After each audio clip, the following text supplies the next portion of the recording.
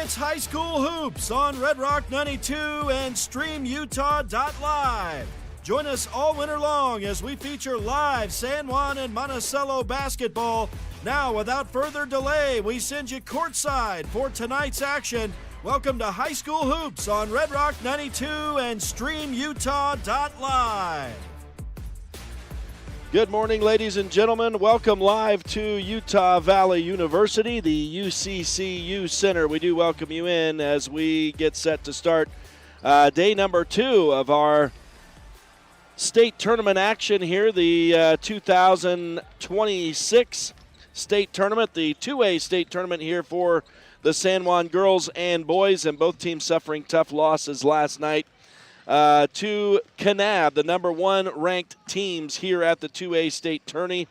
And so no shame in that. They obviously battled hard against the top ranked teams in the state and unfortunately came up short. The boys maybe more heartbreakingly so with the 3-point loss. And the girls suffering the what could have been a worse loss, I think. Kanab ended up putting some underclassmen in for most of the second half of the game. It was a 45-34 final. So it's always tough to lose day one when you arrive at a state tournament on the road on this big setting that we have here at Utah Valley University.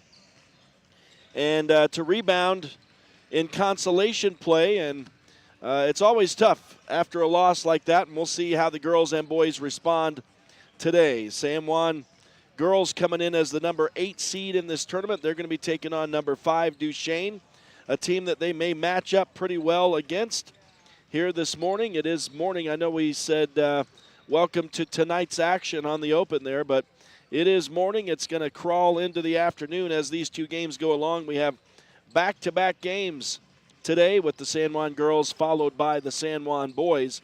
The boys will take on Roland Hall, the number 5 team in their bracket as well following this game. So we've got a full 3 hours or so for you here this morning and into the afternoon of San Juan girls and boys basketball. We are glad you've joined us. It is Rhett Sifford saying hello this morning. Let's take a look as we open the pregame show for this girls game.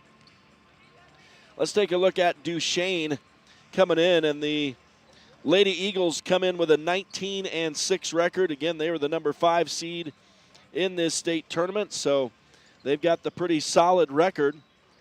We take a look at the scoring leaders for this team, and it's the senior Kira Grant who leads the way. She's got an average of almost 22 points a game. And then Lexi Davenport also in double digits for Duchesen, 12.5 PPG for her. Presley Farnsworth has 7 points a game. She's a junior. Jade Robinson, also a junior, 4.5 points per game. And Lizzie Torgerson, rounds out the top 5. She has an average of 3 points a game. And you talk about a girl who can shoot the 3, it's Kira Grant. She's the one who San Juan will have to shut down today on the long ball if that becomes a factor. She has 53s on the season. And inside, the tough player is Lexi Davenport. She leads the Lady Eagles with 223 rebounds on the season. Duchesen is coached by Kyle Grant. He's in his 4th season with these Lady Eagles. And so that's just a real quick look at Duchesen. As we set the stage here, we will switch it over right now. I think we'll keep it here and just switch over and talk about the San Juan Lady Broncos. Of course, coming off the tough loss last night to number 1 Kanab here at the state tournament. The girls now 12-11 on the season, and they like to make that 13-11 here this morning against Duchesen. San Juan still has won 7 of their last, or so I guess it's 6 of their last 10 games now after the loss last night. So they have played some good basketball down the stretch this season. And we did get a chance to chat with Lady Bronco head coach Laura Stern just a minute ago. Here's what she has to say as we get set to go in this 2A 5th place state semifinal game here at UVU. Coach, obviously tough one last night. I guess what's the mentality coming in today? How they reacting to that one last night? We'll see how they react today. No, I think they're super excited.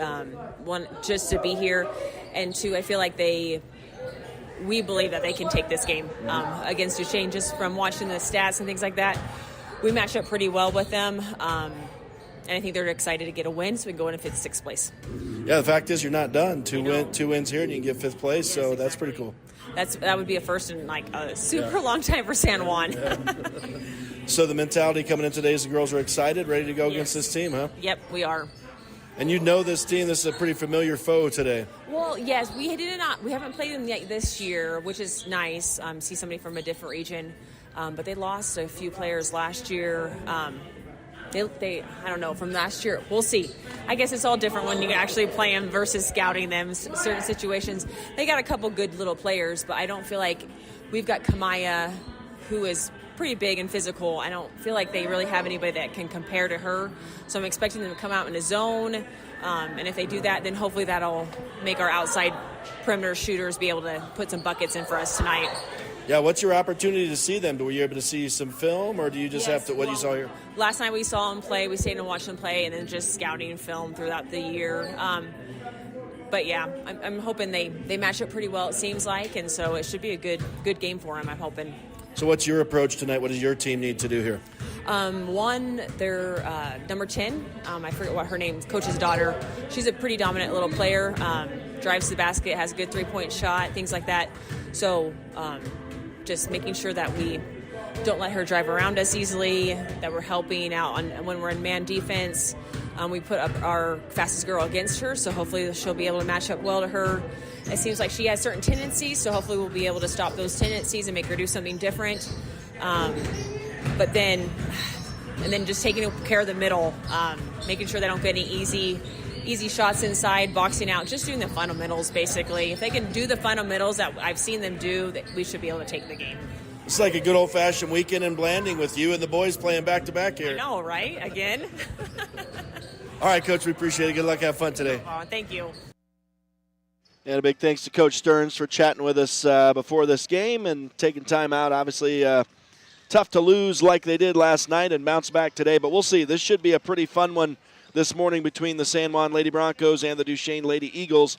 We are in the fifth place state semifinals. Millard has already advanced over Draper just a moment ago. They beat Draper APA, who were actually the higher seed coming into the tournament.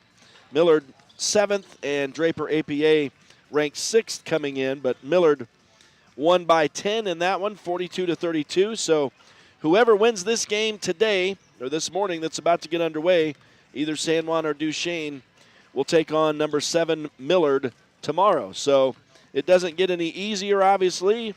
The farther you move into these tournaments, the more challenging your opponents get. Typically, it's obviously tough to go up against the number 1 team in the state in the quarterfinals. And so typically it works out that there's escalating action, escalating challenge as you go through the tournament. But I'd say for both the San Juan boys and girls yesterday, maybe it was an inverted pyramid, if you will, with the number 1 teams being your opponents in the quarterfinals. But they played them well, and unfortunately were not able to come away with a 2A Utah basketball shocking upset against the number 1 teams. And so we'll see how they rebound today. The Lady Broncos have a great chance against Duchesen, I think, as you heard Coach Stearns talking about as well. We've got just a few minutes left of warm-up time here before we get the call of the starting lineups. And so we will step aside, take a real quick break. When we return, we will have the starters and we will have the opening tip of this one today. It'll be the San Juan Lady Broncos taking on the Duchesen Lady Eagles in the 2A 5th place semifinals. Stay with us live from Utah Valley University. It's High School Hoops on Red Rock 92 and StreamUtah.Live.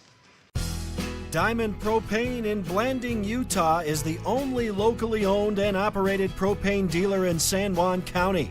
Call Chas Jacobson today at 435-678-2010 to fill your tank. Diamond Propane is a proud sponsor of local high school sports. Red Sands Geomatics delivers professional land surveying and mapping services, accurate, responsive, and fairly priced. Now serving the Four Corners area. Call or text Tyler at 435-459-2215 or visit redsandsgeomatics.com for a free quote. San Juan County Adult Education empowers adults with technical, business, and college skills to join the workforce, earn a high school diploma, or GED. Visit a USU Learning Center or email gina.grover@sjsd.org to learn more. For over 75 years, San Juan Health has offered top medical care in Blanding, Monticello, and Spanish Valley. Visit sanjuanhealth.org for our services. San Juan Health, chasing perfection since 1947. Here at Utah Naval Health System, our mission statement is we exist to improve your quality of life through comprehensive, self-empowered, culturally sensitive, and amazing customer service. Need fast internet in San Juan County? Emory Telecom delivers blazing fast fiber with no contracts and free installation. Power your home with reliable connectivity. Visit emorytelcom.com for details today. Get the resources and quality of a big school education and the support of a smaller school at Utah State Blanding. Explore over 70 degree and certificate programs to find your perfect fit and experience personalized learning with small class sizes and dedicated faculty while getting the classic college experience. A Utah State education is affordable too, thanks to competitive tuition and tons of scholarship opportunities. Visit blanding.usu.edu to learn more about becoming an Aggie in Blanding.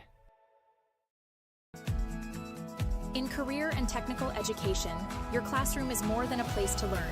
It's where your future begins. Here, you will learn real-world skills, explore your passions, and turn your talent into opportunity. Whether you are drawn to healthcare technology, trades, or design, CTE helps you take that next step with confidence, learn the skills, build your dream, and step into your career, starting today. Desert Rivers Credit Union offers mortgages, low fees, and great rates for all credit scores. Enjoy local service and a nationwide ATM network. Desert Rivers Credit Union, for people, not profit. San Juan Building Supply in Blanding has lumber, tools, and building materials for any project. Enjoy quality products and expert advice. Call 435-678-2000 or come in and see us at 1050 South Main Street. And we welcome you back to, with a little bit of an extra open for you there, we welcome you back to Utah Valley University, UCCU Center here in Orem, and we get set for the 2A Utah Girls State Semi 5th place finals. Boy, we'll try that again, the 5th place state semifinals, as the San Juan Lady Broncos will be taking on the number 5 Duchesne Lady Eagles coming into this tournament. And we're going to get the call of the starters here momentarily. And so they do call it the consolation bracket. I call it the 5th place bracket because that's what they're battling for down in this section of the bracket after the tough quarterfinal loss yesterday. So the 4 teams that lost yesterday dropped down into this bracket. Here come the starters now for the San Juan Lady Broncos. So let's see if you can hear it if I turn it up.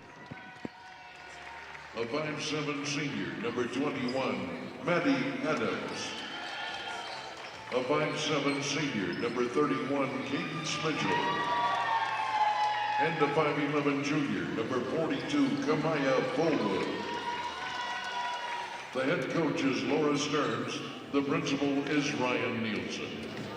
And now let's meet the starting lineup for the designated home team, the Duchesne Eagles. A 5'8" junior, number 4, Jade Robinson.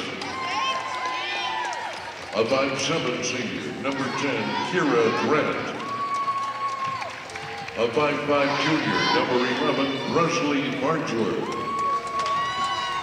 A 5'8" junior, number 24, Lizzie Torgerson. And the 5'7" senior, number 33, Lexi Davenport. The head coach is Kyle Grant. The principal is Darren Gather. And I hope you could hear that very well. It was fairly clear, at least from my perspective, as you heard all the starters call. We call this guy Deep Bass Voice here. He's the morning guy here at Utah Valley University here in the UCCU Center, and this guy's definitely shakes the rafters with the bass. Big voice man here, and always fun to have the PA going while you're playing. The big environs here at the Utah Valley University UCCU Center, and a lot different than playing in a high school gym, that's for sure. It's going to be Duchesen winning the opening tip to get us underway here, and they will possess to start us off. And it is Presley Farnsworth with the basketball, handing off to Kira Grant. She'll dribble to the left wing, now try to go around Brooklyn Lehman to the bucket, and she succeeds in doing so. She rolls it up and in, and Duchesen strikes first, leading 2-0, and now this ball tipped into the scorer's table area by Duchesen. San Juan will keep possession here on the near sideline. It'll be Lehman to inbound, and she gets a return pass from DeVay Mitchell.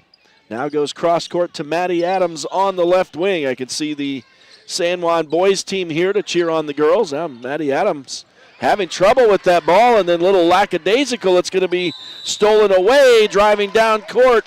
Missing but drawing a foul is Kira Grant. And that was just a little bit of lackadaisical play in the offensive end there. Maddie Adams struggling with possession, and that results in DeVay Mitchell's first foul of the day and a shooting situation for Duchesen senior Kira Grant. And she drops the first one in, so she's got all three of Duchesen's points to start. Grant toes the line. Kind of quiet in the arena here. And the second shot will roll in. Nice friendly roll for Kira Grant, and that makes it 4-0 Duchesen Lady Eagles. And now Duchesen stole the ball here, but it looked like San Juan committed an over and back violation beforehand, so another turnover on San Juan. That's 2 in the game. And so the Lady Broncos struggling to get out of the gate here, down 4-0, but the main problem is they've turned the ball over on both of their opening possessions, and Duchesen's going to make them pay as they get the ball to Presley Farnsworth under the basket. She scores an easy layup, and now it's stolen away from Maddie Adams again, and they're going to add another layup as Kira Grant scores. So 2 steals for Duchesen, 3 turnovers on all 3 of the first 3 possessions for San Juan, and they're going to make some personnel changes as Coach Stearns calls a timeout. So I guess the answer here early is that San Juan having trouble rebounding from that tough loss to Kanab last night and find themselves down 8-0 to start here in the 5th place semifinals against Duchesen. And right now, Duchesen really not doing anything spectacular, just taking what's given to them. San Juan almost looks like they don't want the basketball, just kind of slow with it, like kind of lackadaisical with the possession. And you got to protect that ball. You got to move crisply. And so we'll see if San Juan can rectify that situation here. They come out of this timeout with 3 new players off the bench here. Tavery Johnson comes in, Ella Stearns, and actually Cadence Mitchell, was out as a starter. And now the Lady Broncos do look like they have a little life as Cadence Mitchell misses the 3 here, but the Lady Broncos did a great job moving the ball around here in the offensive end, so maybe getting out of the gate a little bit here. They're going to get a dead ball rebound as this ball is bounced out of bounds after the miss from Mitchell. Ella Stearns has it right wing, gives to Tavery Johnson. She unfortunately lost the dribble. That's another turnover against San Juan. There's a layup that's missed by Farnsworth coming the other way. Rebound for San Juan. And the Lady Broncos still looking for their first points of the ball game, down 8-0. Into the right corner they go. A Lehman three is good. And San Juan does erase the goose egg on their side of the scoreboard. It's 8-3. Nice shot from Lehman. And Duchesne now works it back into the offensive end. They're going to give a little space to Farnsworth. She slips a pass right through the middle of the floor that is untouched. It'll go out of bounds on the baseline.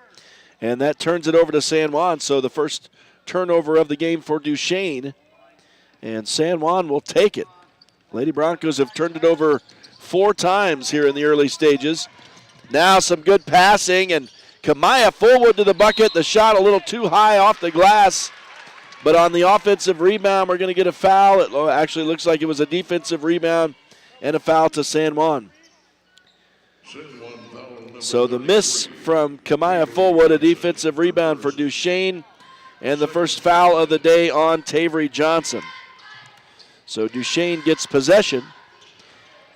And we are just over 2.5 minutes into this one. Lady Eagles leading San Juan 8-3. Make it 10-3. A nice pass to the left side. Presley Farnsworth hits the 4-footer. So a 7-point lead for Duchesne. They were up 8-0 to start the game before San Juan scored on a 3-point bucket from Brooklyn Lehman. And now it looks like we get a jump ball as San Juan brought it into the offensive end, and it will stay with the Lady Broncos here. Now Ella Stearns needing some help to get that in, and she does finally spot Lehman out high in the midcourt paint. Now Lehman's pass for Cadence Mitchell knocked out of bounds by Lexi Davenport, so San Juan will keep it to inbound on the far sideline. And Ella Stearns looks to get the ball in, and she will do so. And now to Stearns, on to Cadence Mitchell. She tried to drive through traffic, ends up losing the ball. They battle for it, and they still battle for it, and finally San Juan comes out of the pack with it. And so San Juan down to 3 seconds on the shot clock, and it was just thrown up there at the expiration of the shot clock. No shot on that. And so it'll be a turnover to Duchesne. So San Juan struggling, turning the ball over here in this opening quarter. Down 10-3 to Duchesne. And we're nearing the halfway point of the opening frame. Kira Grant with the basketball high on the right wing for the Lady Eagles. She'll dish to Davenport, who comes cross court to Farnsworth. Up to the top of the key. Kira Grant for 3, no. Rebounded by San Juan. Lady Broncos will run it back this direction. I'm all the way on one end of the floor. And so it's not like I have a great middle view of this court. I'm on San Juan's end right now. They're going from left to right on your radio dial, if you will. Now the ball stolen by Duchesne again. And in the process, San Juan commits a foul. Looks like this will be on Brooklyn Lehman. And she's been known in frustrating games to get a little aggressive and play with some physicality. She's going to take a seat on the bench right now as DeVay Mitchell comes back in for her. Meanwhile, Duchesne drives it up. And left wing look here for Farnsworth. She fakes the 3, goes inside. Now a pass into the middle to Davenport. Her shot no good. Rebounded by San Juan. So the Lady Broncos suffer no additional damage. And they could make this a 5-point game if they could score here. A 3 on the way from Tavery Johnson is too high. San Juan got their own rebound, but unfortunately a pass eludes Cadence Mitchell down here on the baseline, and it goes out of bounds. So San Juan turns it over again. 7 turnovers for the Lady Broncos here in this first quarter already. And 3:15 still left in the frame. There's a 3 on the way for Grant, no good. Rebound bounces to Kamaya Fullwood for San Juan. And now Ella Stearns on a drive to the bucket, but she loses the dribble in traffic. And again, another turnover against San Juan as this one rolls out of bounds on the baseline. Replacing Lizzie And now we'll have Clary Anderton coming into the game for Duchesne. She is the player who inbounds it from the baseline. And Duchesne will walk it across Presley Farnsworth. Farnsworth bounces it left side. A pass deflected, but still gets to Davenport. Now San Juan will actually steal it away, it looks like. So the Lady Broncos get their first steal of the game. And that's the second turnover against Duchesne. Here's Cadence Mitchell with a drive into the middle. Her shot up off the glass, bounces off. Rebound to Duchesne. Lady Eagles running in transition. Now they'll slow it up. Left wing. Here's Anderton. She goes down into the corner for Davenport. Now back up top. They swing it around the perimeter to the right side. Bounce it to the inside, but it's intercepted there by San Juan. So back-to-back steals for the Lady Broncos. And now here's Tavery Johnson, the freshman. Hands off to Fullwood. Now she'll drop it back to Maddie Adams, who's back in the game. Left side for Johnson again. She drives to the baseline, pulls up, tries to bounce it into the middle to Fullwood. She's in traffic. The ball knocked away out of bounds. And that'll stay with San Juan. 15 on the shot clock as the Lady Broncos will inbound from the offensive baseline. Fullwood gets a pass and a whistle, it looks like, as she rises up. She'll draw a foul and will go to the line to shoot two. Presley Farnsworth, the guilty girl. And so San Juan makes their first trip to the line here in this game and desperately looking for points. Neither team has scored in a couple minutes until now as Fullwood makes the first here. But the Lady Broncos, until then, just the one three-point basket for Brooklyn Lehman. Second shot from Fullwood is off here and rebounded by Duchesne. And they'll run it up, try to set it up, but in traffic. San Juan trying to steal this away. They battle in the middle. Duchesne does finally come out of the pack with it, and they'll control here. And now San Juan will complete a steal as Johnson comes out of the pack with the basketball. So San Juan gets the steal here. And now they have an opportunity to set it up in the offensive end. There's a three-point shot from Maddie Adams, no good. Nice rebound by Kamaya Fullwood, and she's fouled as she rises up for the putback. So she will go to the line and shoot two. Lexi Davenport, the player who fouled Fullwood. So Maddie Adams missed the three. Another good offensive rebound for San Juan. But Fullwood misses on her first shot here. So it remains 10-4. We'll see if Fullwood can make this a 5-point game here in a moment. We're getting a couple subs in and out for Duchesne. And Fullwood's second shot rims out. So tough break for San Juan. Rebound Duchesne. And they'll run in transition.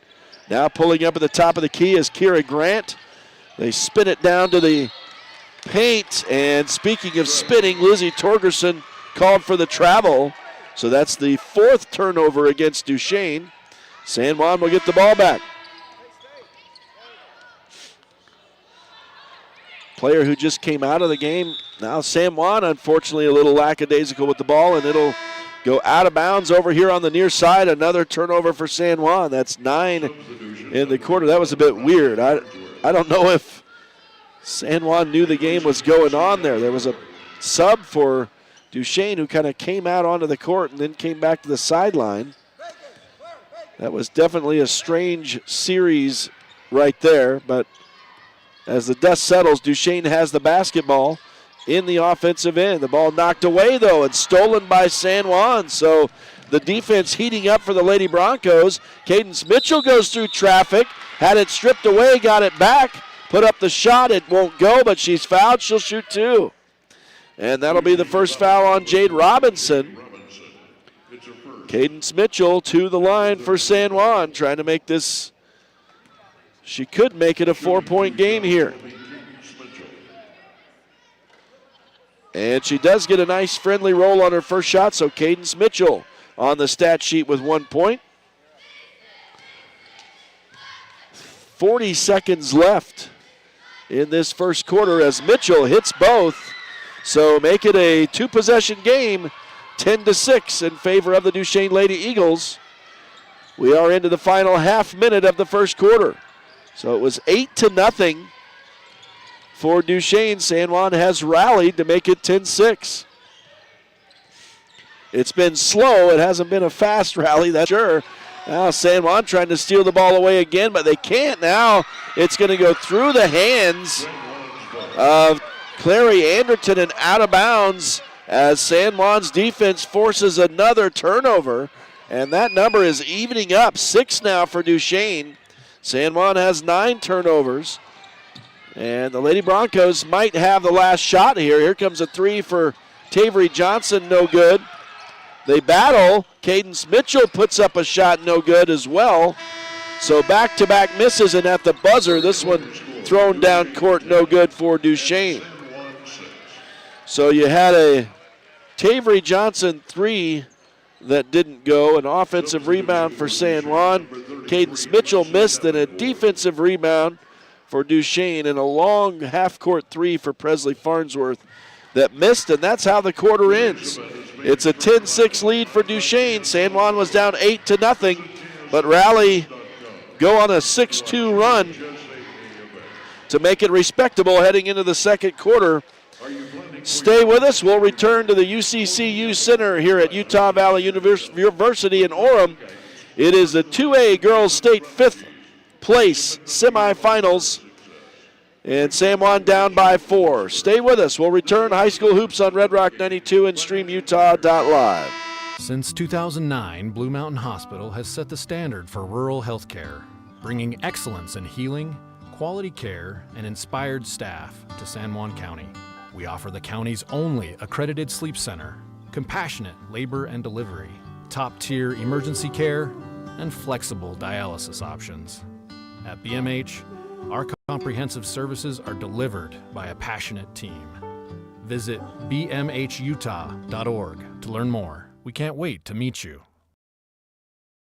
San Juan Public Health in Blanding offers vital records, immunizations, WIC, and health education. Protect your family's health with our services. Visit 735 South 200 West or call 43558733838. Welcome back to UVU. It's the second quarter now. San Juan against Duchesne on the girls' side. This is the 5th place semifinals after both teams lost their quarterfinal matches yesterday. And here's a 3 ball on the way. I will tell you that this court is confusing all the players. They're all used to just standing beyond the arc that they see. And because of the accentuated fade on these arcs, you have a lighter color wood inside the college 3.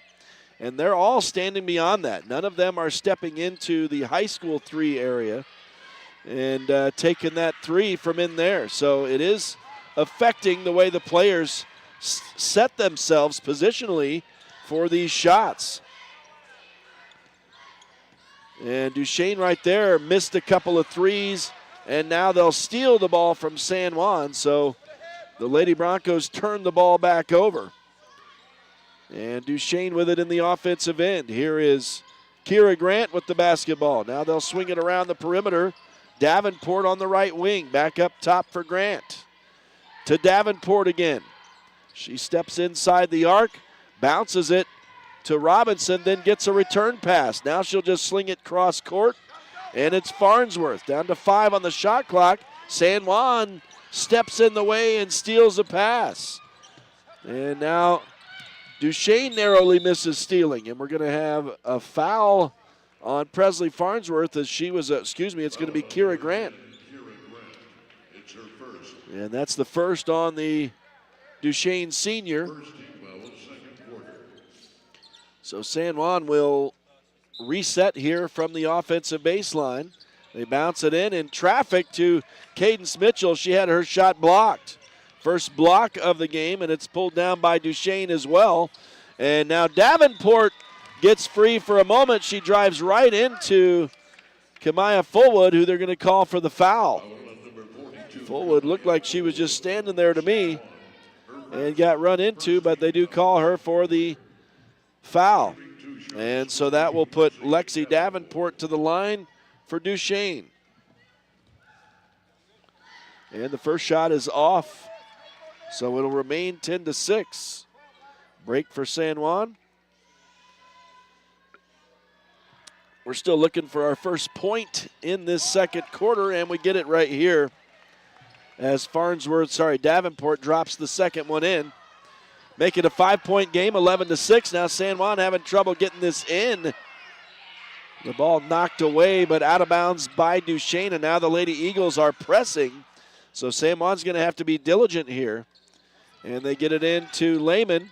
She'll weave her way through this Duchesne defense, but now the ball thrown away by Maddie Adams as it goes out in the corner here.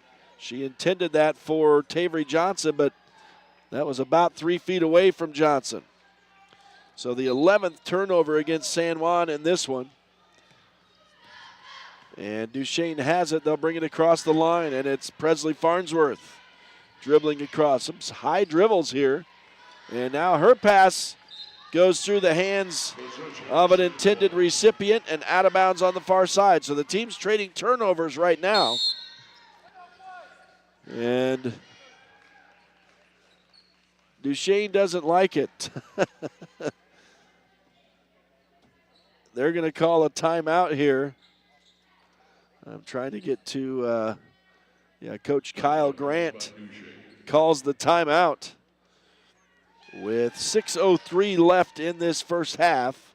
And Duchesne leading by 5, 11-6.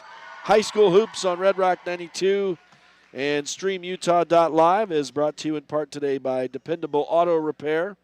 Count on their team of ASE certified technicians for all your auto service.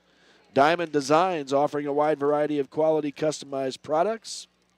Flights Gymnastics, a proud supporter of local sports and a great start for your kids. Four Corners Regional Care Center, a skilled nursing and rehab facility in a caring setting. And Jones and DeMille Engineering, from infrastructure to quality of life, they are engineering the future of rural communities. And a big thanks to all the sponsors who make these broadcasts possible as we wind down under 6 minutes to go in the first half of this fifth place semifinal. Tavery Johnson has it on the wing for San Juan out of this timeout. They'll swing it around. Maddie Adams into the middle for Kamaya Fullwood. A hard drive to the bucket, but she couldn't score. Duchesne pulls down the rebound, and then they draw a foul on Kamaya Fullwood here. That's going to be the junior's second. And she'll have to come off as Ebony Sampson comes into the game for the first time. DeVay Mitchell also makes a return appearance. And Duchesne a free pass to walk it up. San Juan not pressing, back in defensive stance. And now another turnover as Lexi Davenport is unable to handle a low pass in the right corner. And so that goes out of bounds in favor of San Juan. 20 turnovers between the two teams here in this first quarter. Sorry, it's the first half as it's down to the second quarter now. Here's Ebony Sampson. Man, she was open under the basket, but fumbled the pass a little bit that came from half court and was unable to get a real good shot. Duchesne rebounds the miss. And now the Lady Eagles have it set up in the offensive end. Farnsworth left wing. Now they bounce it into the middle to Davenport. She rises up. Her shot/pass was deflected, and now a three no good for Grant. The rebound out of bounds. Are they going to call a foul?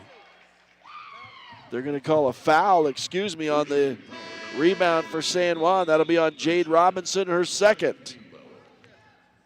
Into the lineup for San Juan, number 10, Brooklyn. As Brooklyn Lehman comes back in for San Juan. I see the boys.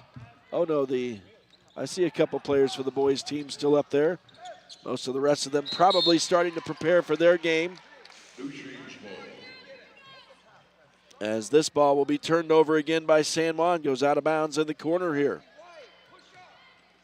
And the Lady Eagles can walk it across. San Juan has not scored a point in this second quarter. And Duchesne has only scored one. We're almost halfway through the frame. And Duchesne has to battle for it on her seat.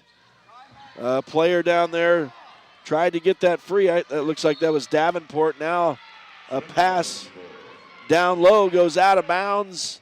Not deflected, so Duchesne turns it over. And San Juan will inbound, and they can walk it up. No press, but a half-court trap here for Duchesne. But San Juan gets it in, and a nice spinning shot from 10 feet will go for DeVay Mitchell. And all I had to do was mention San Juan hadn't scored in the second quarter, and they get their first points, and suddenly we have a three-point game, 11-8. Davenport's pass is deflected and now stolen by San Juan. And the Lady Broncos will run in transition. Cadence Mitchell to the free throw line. Kicks it back for Maddie Adams. She steps up to the arc. Misses the three. Ebony Sampson misses a putback try. And we get a whistle on the second rebound, and that's going to be a foul on Sampson.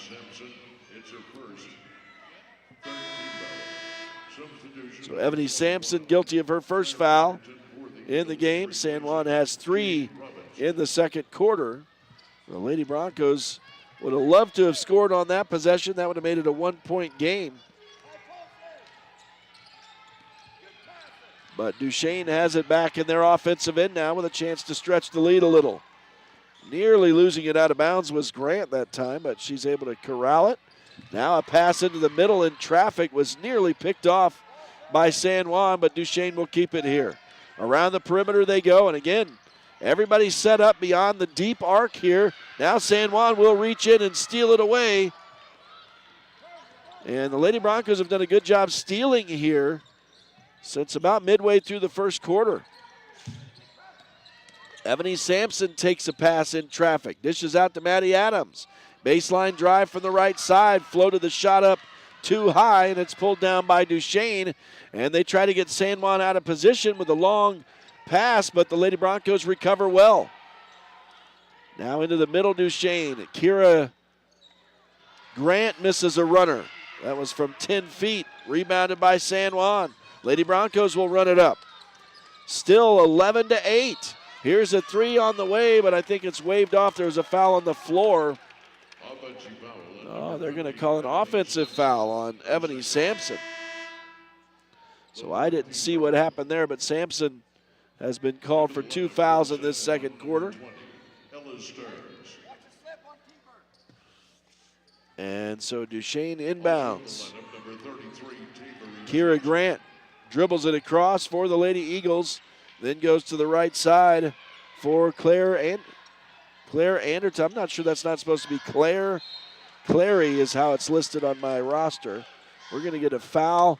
Wow, Ebony Sampson again. So 3 straight fouls on the big junior. And so now both of San Juan's bigs in a little bit of foul trouble. Kamaya Fullwood has 2 so far, and that's why Sampson came in for her. And this foul will put Duchesne in the bonus for the remaining 2:25 of this quarter.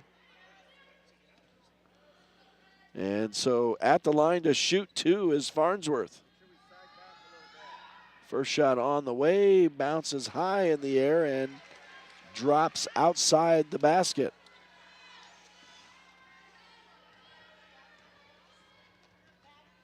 Second shot on the way from Farnsworth, also off, but Duchesne got their own rebound, but now we're going to get a foul against San Juan, it looks like. Thought it might be a jump ball, but it's going to be a foul. So an offensive rebound for Duchesne. And then Ella Stearns guilty of the foul, her first of the day. So immediately right back to the free throw line is Kira Grant. And she drains the first.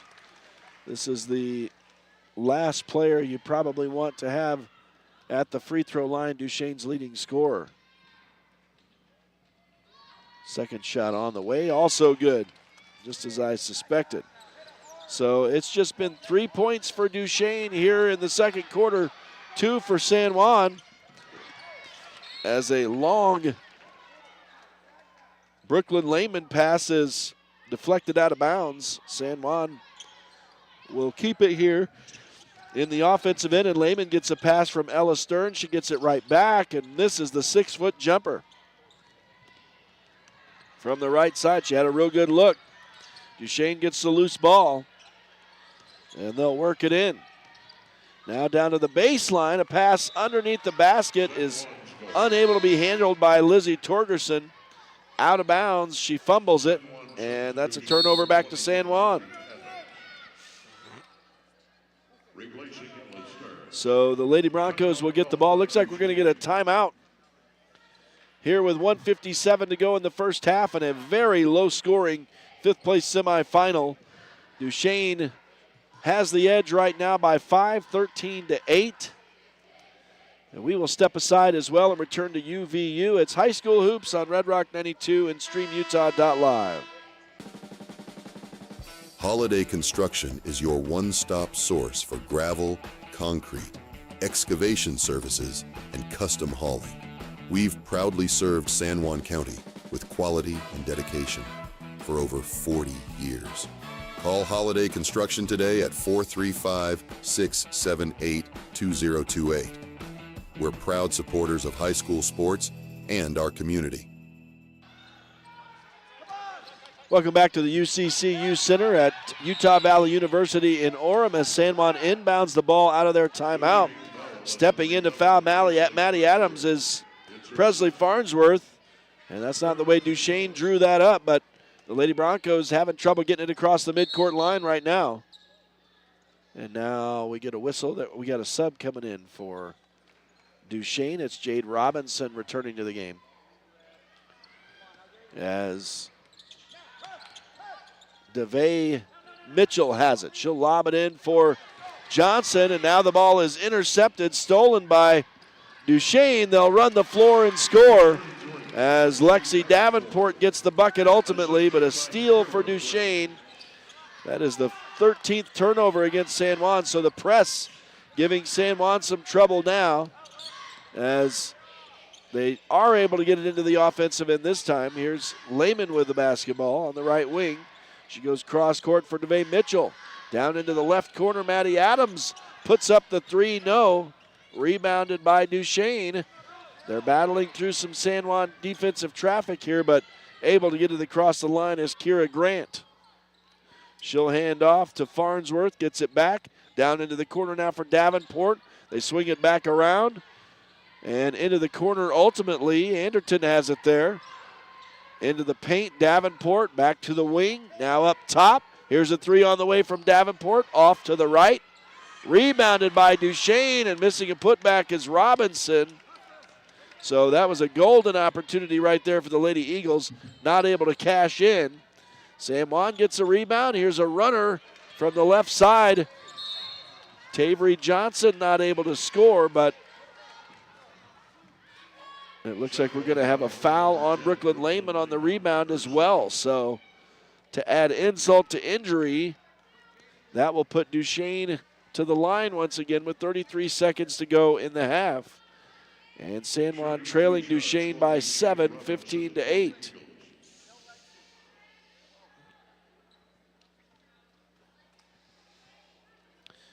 And the boys' game is going to follow this one. For those of you who have just joined us, both teams playing in the fifth-place semifinals today. Both teams losing to number 1 ranked Kanab yesterday. Jade Robinson scores the first of her 2 foul shots. That's her first point of the game. And that makes it an 8-point lead, 16-8. Increase it to 17 as Robinson hits 2. So it's a 9-point lead now as San Juan gets it down underneath the basket with a couple of quick passes. They beat that press. Ebony Sampson was ultimately all alone for an uncontested layup, and the Lady Broncos back on the board. Pull back to within 7. And we'll see. Duchesne trying for the last shot here, down to 10 seconds to go in the half. They're up 17-10. San Juan wants a stop and an opportunity to shoot on their end. There's a 3, no good for Kira Grant, but following it up was Lexi Davenport on the putback. And so 19-10 is the score after 16 minutes of play. Duchesne on top of San Juan here in the 2A fifth place semifinals at Utah Valley University. We are glad you've joined us. We'll step aside and return with some first half stats. Stay with us. It's High School Hoops on Red Rock 92 and StreamUtah.Live. With a changing economy and advancing technology, it's time that marketing and selling of real estate in San Juan County catches up. Four Corners Homes and Property Management is changing the game. Every Four Corners Homes listing includes 3D mapping and virtual tours, professional photos, a digital and global 21st century footprint, and marketing exposure that makes it easy for buyers to find and identify what makes your listing unique. Marketing and exposure sells real estate, and if you want the best, you need Four Corners Homes on your team. Find us at fourcornershomes.net or call 801-404-0058.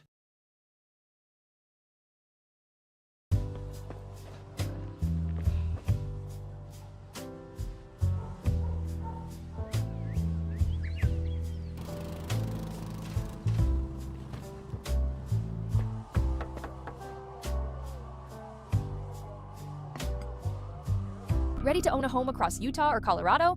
The Britt Barton team at Primary Residential Mortgage, with over 30 years experience, delivers custom loans, great rates, and friendly advice. Sit with Britt and begin your journey today. Primary Residential Mortgage Incorporated is an equal housing lender, MLS number 3094. Pain or injury sidelining you? Precision Rehab restores you and your loved ones back to peak performance with physical therapy in Monticello, Blanding, Montezuma Creek, and Monument Valley. Covered by most insurances. Call 435-678-3869 or visit precisionrehabutah.com. Planning a weekend project? Red Zay's Hardware in Blanding has paint, tools, grills, and yard supplies from top brands like Craftsman and Weber. Visit us for great deals and expert advice. In 1957, Lyle and Clea Johnson founded Lyle Northern Electric. What began as a small business in their family home has grown into the prominent local company it is today, a third-generation owned and operated company. Lyle Northern Electric is honored to have served the people of San Juan County for the past 65 years and is a proud supporter of high school sports.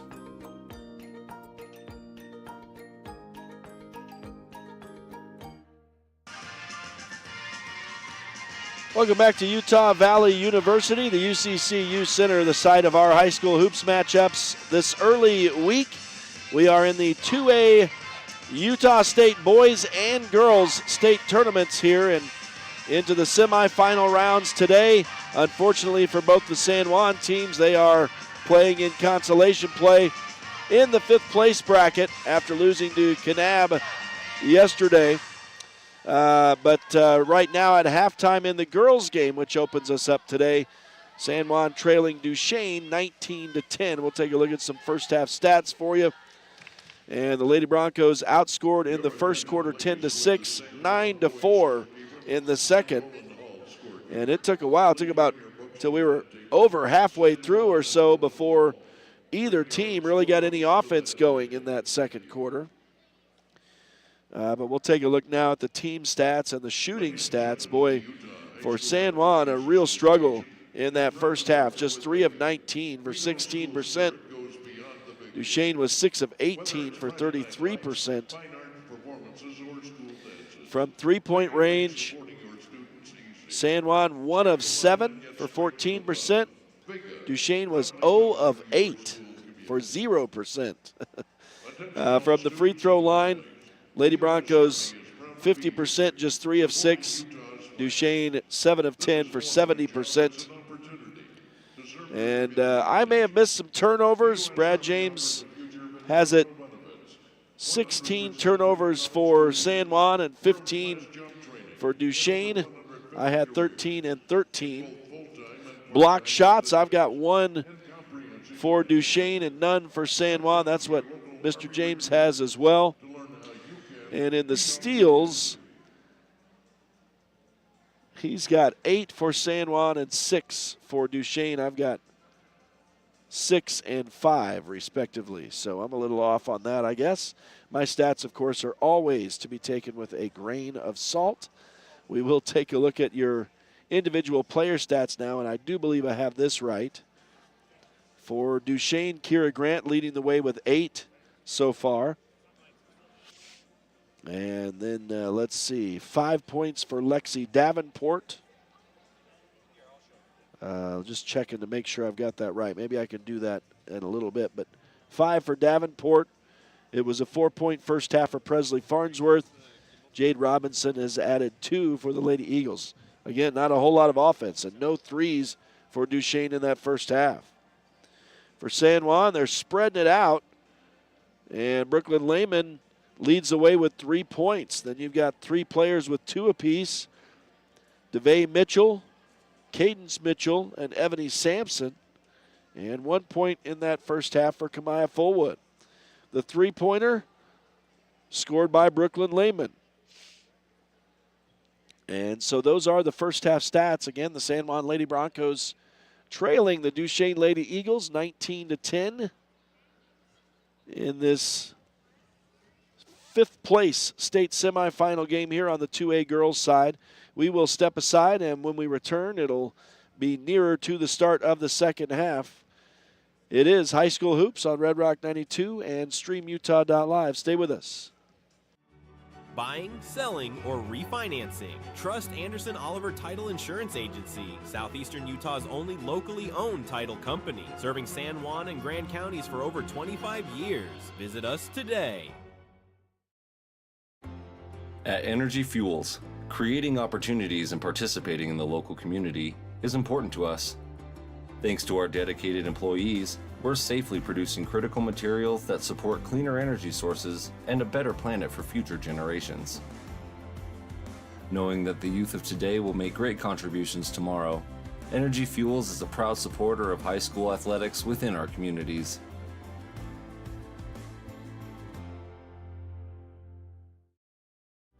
Blue Mountain Foods, Monticello's hometown grocer, offers fresh meat, deli, bakery, and curbside pickup. Check BlueMountainFoods.com for weekly specials. Open 7 a.m. to 9 p.m. at 64 West Center Street. Canyonlands Tire and Blanding offers top quality tires, auto repairs, and fast service. Stop by for all your tire needs. Your local tire experts at Canyonlands Tire. At Red Mechanical, we believe strong communities start with strong support, and that includes cheering on our local high school athletes. We've proudly served the Four Corners with dependable HVAC and plumbing solutions, keeping homes and businesses comfortable season after season. From the field to your front door, we're here for you. Red Mechanical, proud supporters of high school sports and our local communities. San Juan Credit Union. Your money, your future, your credit union. We have branches available in Blanding, Monticello, and Bluff. Come on down and see us.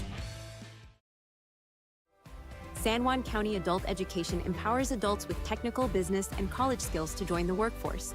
Earn a high school diploma or GED. Visit a USU Learning Center or email gina.grover@sjsd.org to learn more. For over 75 years, San Juan Health has offered top medical care in Blanding, Monticello, and Spanish Valley. Visit sanjuanhealth.org for our services. San Juan Health, chasing perfection since 1947. Utah Navajo Health System is a series of community health centers providing medical, dental, and behavioral health care to Utah Navajo. With operations in Blanding, Montezuma Creek, Monument Valley, Navajo Mountain, and Monticello, UNHS offers a remarkable variety of services to our patients throughout San Juan County and the northern portion of Navajo Nation. Need fast internet in San Juan County? Emory Telcom delivers blazing fast fiber with no contracts and free installation. Power your home with reliable connectivity. Visit EmoryTelcom.com for details today. Get the resources and quality of a big school education and the support of a smaller school at Utah State Blanding. Explore over 70 degree and certificate programs to find your perfect fit and experience personalized learning with small class sizes and dedicated faculty while getting the classic college experience. A Utah State education is affordable too, thanks to competitive tuition and tons of scholarship opportunities. Visit blanding.usu.edu to learn more about becoming an Aggie in Blanding. Red Sands Geomatics delivers professional land surveying and mapping services, accurate, responsive, and fairly priced. Now serving the Four Corners area. Call or text Tyler at 435-459-2215 or visit redsandsgeomatics.com for a free quote. In career and technical education, your classroom is more than a place to learn.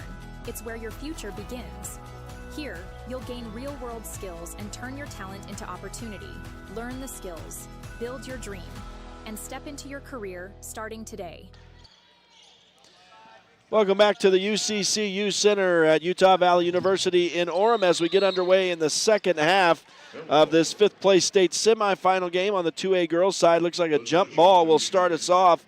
San Juan had possession, but allowed Duchesne to come in and get a hold of that basketball. So, in essence, that will turn it over to the Lady Eagles, and they will run it up. Now San Juan going from right to left on your radio dial in this second half. By the way, wearing the road blue uniforms as they have been the lower-seeded team in both of their games to start it off. And Duchesne working it here in the offensive end. It's Lexi Davenport. Down into the corner for Lizzie Torgerson. Now to Kira Grant on the wing. Into the middle she goes. Presley Farnsworth in traffic will kick it back out. Here's a three for Grant. Misses. Rebounded by Kamaya Fullwood for San Juan. And the Lady Broncos run in transition. They spot an open Cadence Mitchell. She missed the three. Rebounded by San Juan, but they throw it out of bounds. That'll be a turnover. So Duchesne will get it back, leading by 9. It's 19-10. They have led from the start, but obviously you can tell by the score this has been anything but an offensive struggle here today. And Duchesne nearly commits the backcourt violation, but there's a block shot by Kamaya Fullwood. San Juan gets their first block of the game and a rebound as well. And I'll have to get the miss on in just a minute, but here is Kamaya Fullwood. Straight away three, yes. And that's her first field goal of the game. It couldn't come at a more important time as that pulls San Juan back to within 6. And now it's Davenport going cross court. Kira Grant three on the way, no. Rebound comes into the Duchesne players bench. San Juan will get the dead ball rebound here.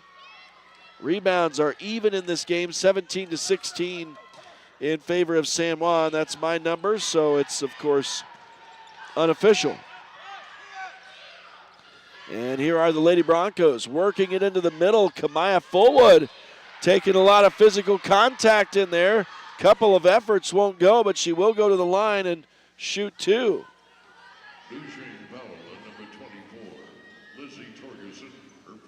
Lizzie Torgerson commits her first foul of the game. All 5 of the Duchesne starters now have at least one foul. And Kamaya Fullwood's first shot is short. So San Juan drops below 50% from the free throw line today. And Fullwood's second shot drops. So she's got 5. That leads San Juan scores. She scored 4 of those points here lately. Duchesne up 19-14, so San Juan back to within 5. Here's a dribble drive, pull-up jumper, no good. Davenport pulls it down for Duchesne, excuse me. And the Lady Eagles another opportunity. Here's Jade Robinson, hemmed in on the baseline. She'll hand it off though. Kamaya Fullwood gets a shot block here as Farnsworth came in to shoot.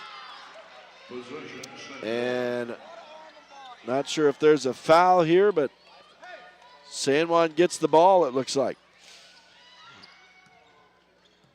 And it's going to be Lehman to walk it across the line, gives to Cadence Mitchell.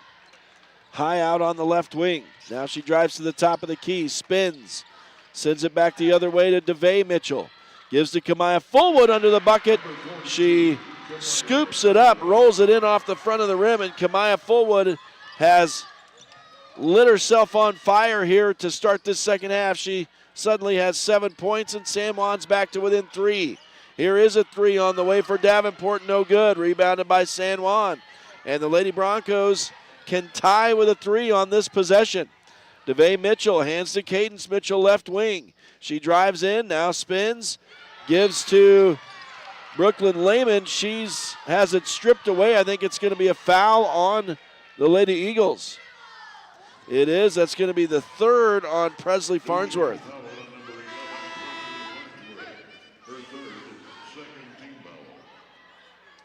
And it's not Farnsworth who comes off for Duchesne. Lizzie Torgerson comes off instead. San Juan will reset. New shot clock as well. Down into the corner, Maddie Adams bounces it to Kamaya Fullwood. She backs her way into the paint. Can't get the shot to go. Lady Broncos an offensive rebound, and now they draw another shooting foul as Cadence Mitchell will go to the line. Davenport the guilty party. San Juan another offensive rebound, creating this chance. And now Cadence Mitchell can make this a one-possession game. Her first shot rolls in and out, though. So it remains 19-16. I guess technically it is a one-possession game with a 3. Her second shot misses also. So San Juan not able to make any progress. Duchesne pulls down the rebound, driving right through the Lady Bronco D is Kira Grant. She missed the layup, but an offensive rebound for Duchesne. Now a 16-footer from the right side is no good by Anderton, but they get their own rebound again. So back-to-back offensive rebounds and a third opportunity here for Duchesne. This time they're going to make it work. As Jade Robinson scoops it up off the glass and in. Make it 21-16, a 5-point lead again. Here is Brooklyn Lehman running the floor, or running the baseline. She missed the runner, and a jump ball on the rebound will go to Duchesne. Substitution number 20, Ella Stearns, and number 33, And Ella Stearns comes back in for San Juan. Tavery Johnson as well. As Duchesne gets ready to inbound in the defensive end. And they'll hand off to Presley Farnsworth, who will work it across the line. Now she picks up speed, but Tavery Johnson stepped in her way. She hands back to Grant. Kira Grant, the team's leading scorer, bounces it to Davenport. Now into the paint. The ball came free for a moment. San Juan can't complete the steal, though. And now we're going to get a foul on Kamaya Fullwood, it looks like. Foul on number 42, Kamaya Fullwood. That's her third. First team foul, third quarter. And that's the San Juan Lady Broncos' first in the second half. But it will put, it looks like Clary Anderton to the line. And the first shot no good from the junior. So she's not on the board yet, or on the stat sheet yet with any points. And she's going to try to correct that right here, but it's going to rim out. So no dice on that. Nice rebound by Kamaya Fullwood. San Juan works it across the line. Tavery Johnson left wing. Back up top for Lehman. 3 on the way, no good. Rebounded by San Juan. Lady Broncos work it on the perimeter. Now Ella Stearns drives inside. The bounce pass for Cadence Mitchell is going to result in some sort of a foul here, it looks like. That'll be on Lizzie Torgerson, her second. 3:08 left in the third quarter. San Juan has been as close as 3 here in this third quarter. And now Ella Stearns gets it into Kamaya Fullwood. She'll send it back to the top of the key. A straightaway 3 is no good for Lehman. Rebounded by San Juan. Another try is no good as Stearns missed. And then let's see, it was 2 offensive rebounds there for San Juan, but then a defensive for Duchesne, and now a foul on the Lady Broncos. Mitchell guilty of her first. And San Juan has 2 in the third quarter. Any foul from Duchesne in this quarter, and San Juan will go into the bonus. 2:50 left in this third quarter. And here is Presley Farnsworth on the wing for Duchesne. Down into the corner, now into the middle for Davenport. She bounced it ahead. They're going to call Kamaya Fullwood for a foul, as she was just standing there. And that's her 4th. Shooting 2 free throws will be Lizzie Torgerson. So Kamaya Fullwood standing there with her arms in the air, called for the foul. As it'll be Jade Robinson at the line here for, that's Lizzie Torgerson at the line. Missing the first of the 2, so neither team shooting very well from the line in this second half as Ebony Sampson comes back into the game replacing Kamaya Fullwood.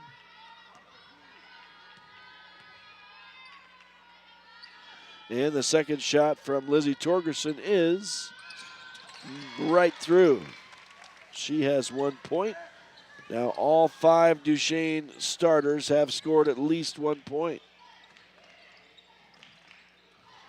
Down into the corner, San Juan, a 3 on the way from Lehman, no. Rebounded by Duchesne, and they run in transition. Wow, Ella Stearns is clobbered. She was standing still like a brick wall, and Lexi Davenport just ran her over as she came in for the shot, and Ella Stearns' head, I don't think, hit the floor, but it was close. That was a solid hit right there. And that'll give it back to San Juan on the offensive charge. 22-16 in favor of Duchesne. Here's Cadence Mitchell for the Lady Broncos, but her pass deflected and now stolen by Duchesne. And they run the floor and score. Kira Grant lays it up and in. San Juan had 2 players back, but they weren't able to defend that shot. Ebony Sampson in the middle. Her pass deflected, and now it will be stolen again by Duchesne. They've got numbers, and it'll be Kira Grant scoring plus a foul as Brooklyn Lehman came up and made contact with her. So that'll be the 3rd foul on the 5'4" freshman, and an add 1 opportunity for Kira Grant for Duchesne. Suddenly they're up by 10. It's their largest lead in the game after a little run here in this third quarter. 1:49 left in the frame. At the line, Grant shoots 1. And it'll be Kira Grant shooting here to see if she can make this a 3-point play. She does.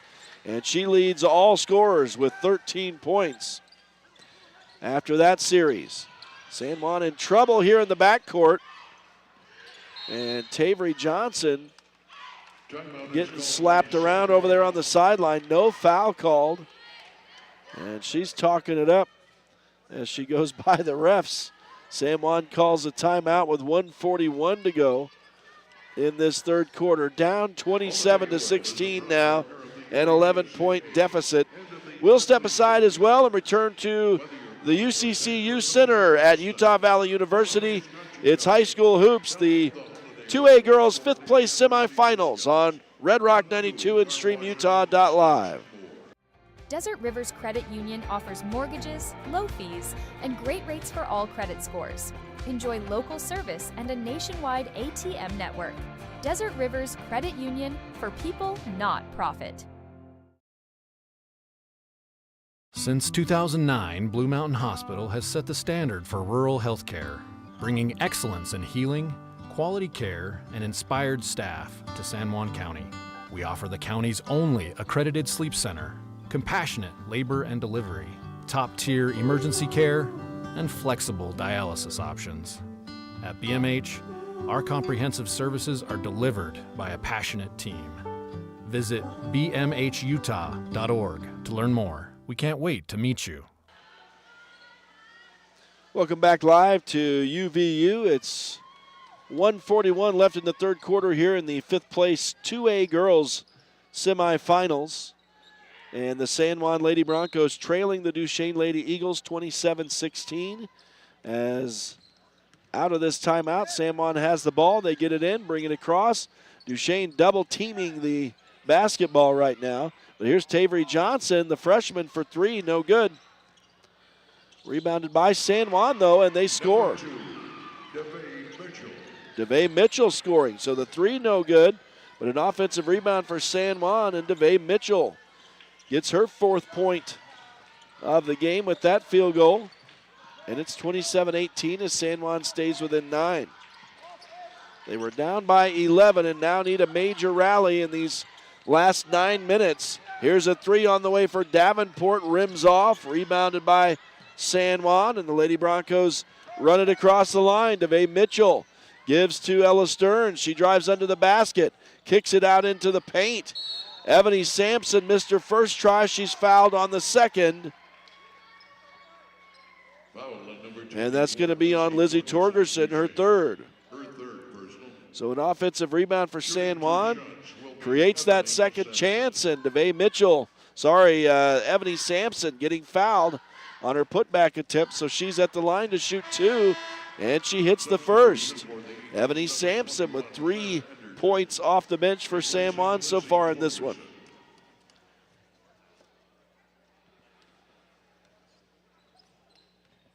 And the second shot is forthcoming. Off the glass and in this time. So she's got 4.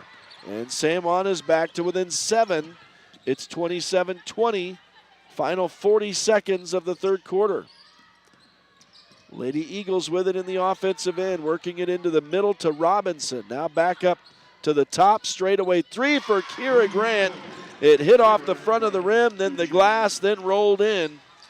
So she has 16, and it's a 10-point lead again, 30-20. San Juan in trouble, but working it back and forth. Here's a Maddie Adams three, missed everything. San Juan gets the loose ball. DeVay Mitchell for 3 on the follow-up, no. Ebony Sampson is fouled on the rebound, no shot. She'll go to the line, though. Duchesne foul, number 4, Jade Robinson, her third. And it'll be Jade Robinson's third foul on the play. And for the second time in a row, Ebony Sampson makes the trip to the line here. She's got 4 points to lead players off the bench in this one. And in fact, she's the second leading scorer now as she hits this one and now has 5. Second leading scorer for San Juan, that is. Now she's the second leading scorer in the game as she has 6 after making both of those foul shots. And it's 30-22, an 8-point deficit. Here's a 3 on the way at the buzzer. No good from Kira Grant. No rebound at the buzzer, and San Juan's got their work cut out for him here, down by 8 as we head into the fourth quarter. It's the 2A fifth place semifinals among the Utah girls here at Utah Valley University in Orem. We'll take a break and return for the fourth quarter. Stay with us. High School Hoops on Red Rock 92 and StreamUtah.Live. San Juan Public Health in Blanding offers vital records, immunizations, WIC, and health education. Protect your family's health with our services. Visit 735 South 200 West or call 43558733838. Holiday Construction is your one-stop source for gravel, concrete, excavation services, and custom hauling. We've proudly served San Juan County with quality and dedication for over 40 years. Call Holiday Construction today at 435-678-2028. We're proud supporters of high school sports and our community. With a changing economy and advancing technology, it's time that marketing and selling of real estate in San Juan County catches up. Four Corners Homes and Property Management is changing the game. Every Four Corners Homes listing includes 3D mapping and virtual tours, professional photos, a digital and global 21st century footprint, and marketing exposure that makes it easy for buyers to find and identify what makes your listing unique. Marketing and exposure sells real estate, and if you want the best, you need Four Corners Homes on your team. Find us at fourcornershomes.net or call 801-404-0058. Welcome back to Utah Valley University high school hoops on Red Rock 92 and StreamUtah.Live. It's the 2A Utah State girls 5th place semifinals. And we start the fourth quarter. San Juan down by 8 points. And there was a 3-point shot, no good for Cadence Mitchell to get us underway. Rebound, and all the way down court comes Kira Grant to score for Duchesne. That makes it a 10-point game again. So the Lady Eagles look like they are on the attack here, and they will steal the ball from San Juan now and run the floor. Here's Kira Grant again through traffic, this time off the glass and in. And it's the largest lead of the afternoon for the Eagles with a 34-22 advantage. Here's Maddie Adams drawing a foul on the far sideline. And that will be the 4th on Jade Robinson, but we are in the fourth quarter, so it's not the hugest deal in the world here. As San Juan will inbound here. And we are nearing 7 minutes to go in the game. And the Lady Broncos had been as close as 3 points in this second half. But unfortunately now find themselves down by 12 points. Here's Kamaya Fullwood going to the bucket. She's fouled as she shoots. Correction. Duchesne foul number 33, Lexi Davenport. And that's Lexi Davenport's 4th as well. So you got 2 Duchesne players with 4 fouls. Kamaya Fullwood also playing with 4. And she hits the first of the 2 foul shots here. So she has 8 points for San Juan. And the second shot on the way for the junior is no good. Rebounded by Duchesne. Kira Grant is the leading scorer in this game. She has 20 points for the Lady Eagles. Here's the ball thrown out of bounds by Lexi Davenport. That'll be a turnover against Duchesne. Not nearly as many turnovers for these teams here in the second half as we saw in the first half. As San Juan will inbound, and now time becoming a factor. Down to 6:45 to go. San Juan down by 11. Kamaya Fullwood spins to the basket. Can't get the shot to go. The rebound bounces around under the bucket and now finally out of bounds off San Juan. I think Kamaya Fullwood took a finger to the eye there. She's struggling to get that working. 34-23. Final 6.5 minutes in this one. The winner will play for 5th place tomorrow against Millard. Duchesne will turn this one over as it goes into the backcourt. And San Juan needs to get to work here offensively. They're still in this thing, but they're going to have to come quickly. It's 34-23.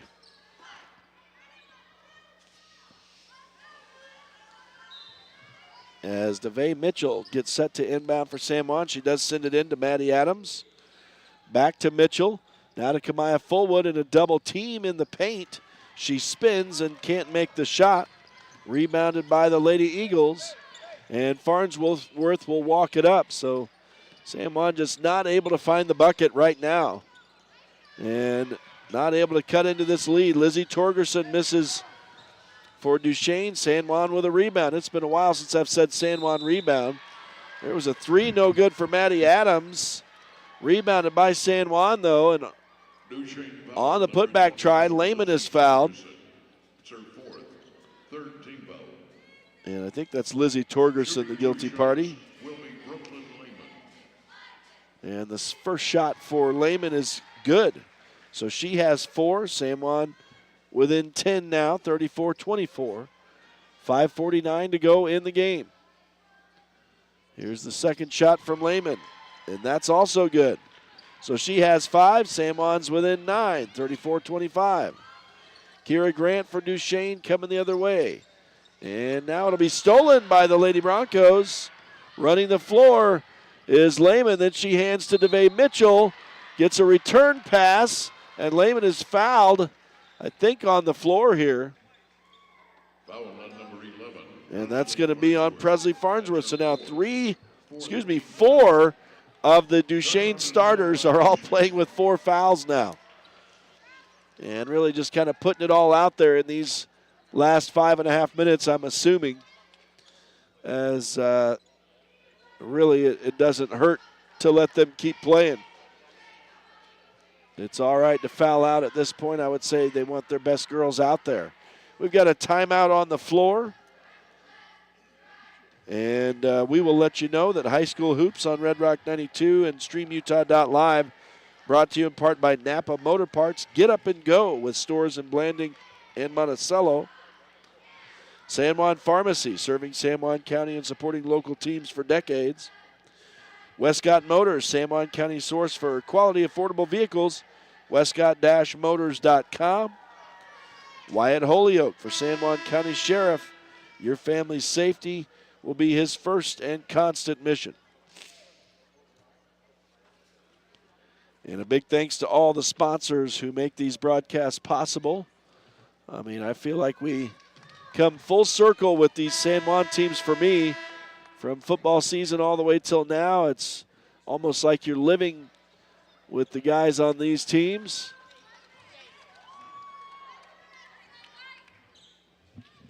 The guys and girls, I should say. And Duchesne comes back out onto the floor following this timeout. And it'll be San Juan basketball in the offensive end. And Cadence Mitchell gets a shot up, but it won't fall. Rebounded by Duchesne. So out of the timeout, San Juan not able to get any points. And it remains a 9-point game, 34-25. The winner of this one will play Millard for 5th place tomorrow morning at 10. The loser is done for the season. Here is Grant for Duchesne. Now into the middle they come. Spinning with the ball was Torgerson, but she'll hand it back now. Grant gets it on the wing.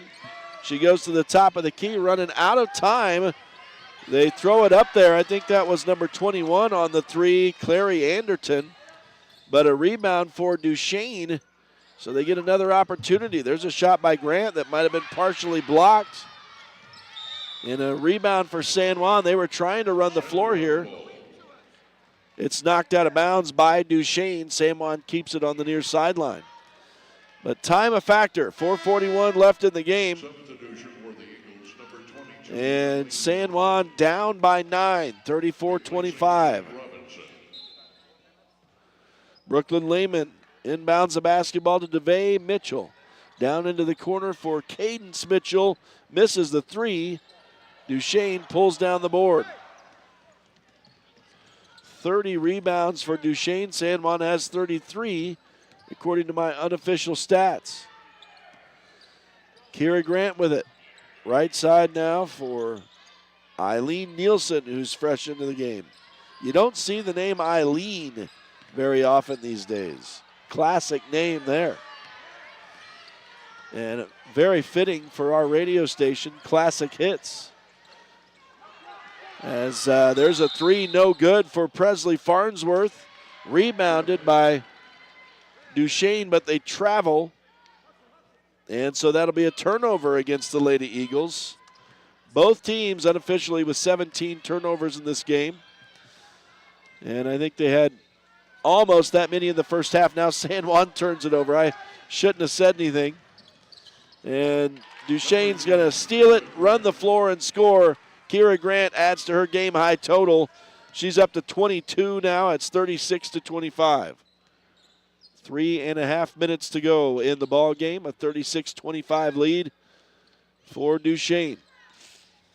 Kamaya Fullwood in traffic. Kicks to the right wing. Here's a 3 for Maddie Adams. No.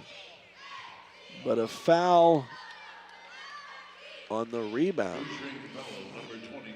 Actually, during the rebound, I guess Eileen Nielsen guilty. We got to get all the players in there on the stat sheet, and she'll come off the floor now after committing that foul. Also coming off is Clary Anderton, so it's all the starters out there now for Duchesne again. Cadence Mitchell, meanwhile, shooting as San Juan is in the bonus. No fouls against San Juan here in this fourth quarter, but 5 already on Duchesne. Mitchell makes both. Make it 36-27. San Juan back to within 9 again, but a minute has gone off the clock. We're down near 3 to go. And it's Lexi Davenport with it for Duchesne. Pretty much any fouls for Duchesne, and someone's going to foul out at this point. 4 of their 5 starters, all except for their leading scorer, have 4. But it may not be a factor. Right now, they're the ones with the basketball, and they're just using the time. Here at the buzzer on the shot clock is a beauty as Presley Farnsworth hits the 3 out of the corner. I think that's their first 3 of the game. And it couldn't come at a more opportune time. San Juan answers with a Kamaya Fullwood bucket as she got it underneath and lays it up and in. She's got 10, so San Juan's got a player in double digits now. And it's a 10-point game, 39-29. San Juan is going to foul Farnsworth. Oh, no, they call a timeout. Duchesne called a timeout once Farnsworth got the ball in the backcourt there after it was knocked away by San Juan. And so we've got a timeout with 2:22 left. We'll take it as well and return to Utah Valley University. It's the 2A girls Utah State 5th place semifinals and high school hoops on Red Rock 92 and StreamUtah.Live. Diamond Propane in Blanding, Utah is the only locally owned and operated propane dealer in San Juan County. Call Chas Jacobson today at 435-678-2010 to fill your tank. Diamond Propane is a proud sponsor of local high school sports. Men can take a hit. We can tough it out. We're told to suck it up a lot more than we're asked to talk it out. But the truth is, the only way to tackle what's up here is by talking it out. To simply say what we're feeling. With friends, family, or the Utah Crisis Hotline. Put this number in your contacts right now. And if you're ever wondering if you have someone to talk to, you do. 24/7.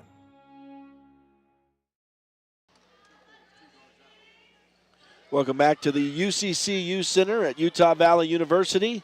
High school hoops on Red Rock 92 and StreamUtah.Live. Our live coverage of the girls 2A state basketball tournament. And San Juan, after losing to number 1 Kanab last night in the 5th place semifinals today against Duchesne, and on the ropes right now, down by 10 with only 2 minutes to go. Duchesne with the basketball, some nice crisp passing, but missing the short jumper was Robinson, and San Juan gets the bonus here of getting the rebound, and there's a shot no good. Let's see, Brooklyn Lehman missing the 3, rebounded this time by Duchesne. And now Kamaya Fullwood reached in, and they're not going to call her for her 5th foul. Duchesne's able to get it across the line regardless, and the parents or the cheering section behind me for Duchesne is losing their minds. As I think we're going to, is this a foul? No. Yeah, I think Kamaya Fullwood definitely fortunate to still be in the game. But come on, we got 90 seconds to go. Let's let them play. As Duchesne will inbound here. And Kira Grant gets it way up top to Presley Farnsworth. Now Davenport. And Cadence Mitchell steps in and fouls her pretty blatantly. So San Juan is fouling now. And unfortunately, they've got 4 more fouls to give before Duchesne will shoot. So for the Broncos to make this work at all, they'll have to foul very quickly each time a player gets the ball. But I don't think they're committed to do that. It just goes against the nature of a basketball player to commit a foul like that. But finally, DeVay Mitchell does step in and commit a foul, but we're down to just 1:21 to go. So at this point, you're either going to be completely sold out to the foul game and you have to foul immediately. And, yeah, Brooklyn Lehman trying to get called for one. It took her some effort. So that's only 3 now for San Juan. They still got to foul twice more. And each time it's taking 2 seconds. Now it'll be more. Lehman can't foul. She's got 4. And so they're going to let Duchesne work a play. Neither can Kamaya Fullwood. She's got 4. So unfortunately, the only players with the fouls. Now finally DeVay Mitchell steps in to foul, but boy, nearly 20 seconds off the clock right there. So down to 1:06 to go. So like I said, you either got to be sold out to do it, because the whole point is to stop the clock from running. But unfortunately, the Lady Broncos not really sold out to do the play, so I say don't foul and let the game in. But now Maddie Adams will commit the 5th foul for San Juan here in the period, and so finally Duchesne will go to the line. But they lead by 10 with just over a minute to go now. And you're sending the wrong player to the line as well, and Kira Grant, who has 22 on the day. And her first shot, not surprisingly, nothing but net. Make it 23 for the senior.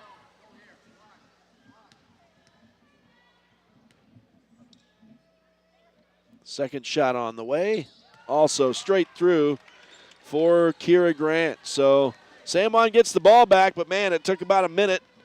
And now they're down by 12. 41-29. Here's Kamaya Fullwood drawing a shooting foul as she went to the hole. And that's going to be the 5th and final foul against Presley Farnsworth. So she's out of the game. She leaves with 7 points.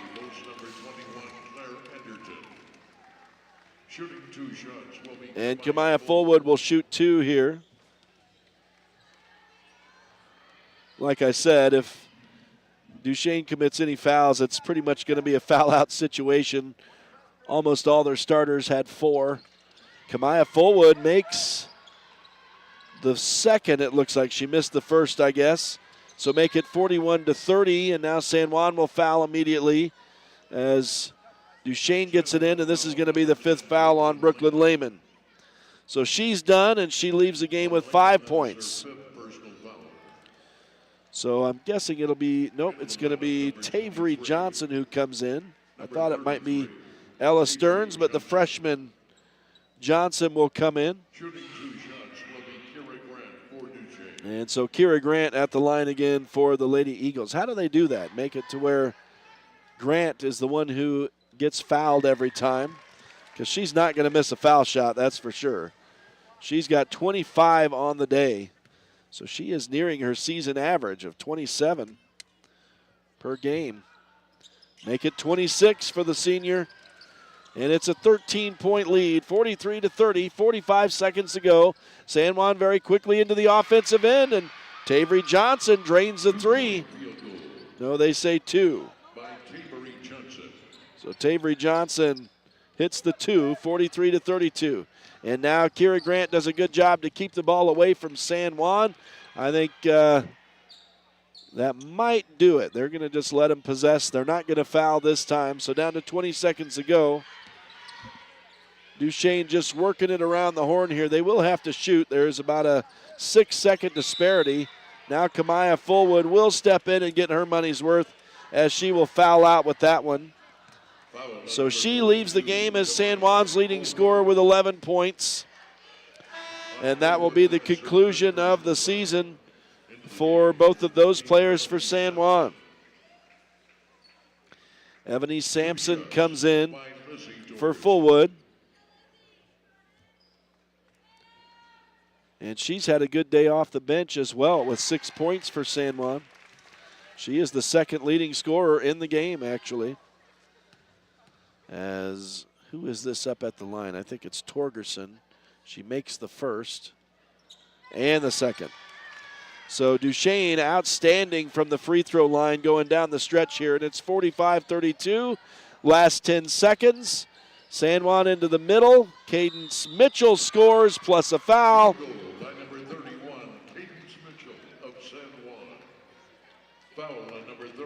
And that'll be Lexi Davenport's 5th foul as well. She'll leave the game with 5 points.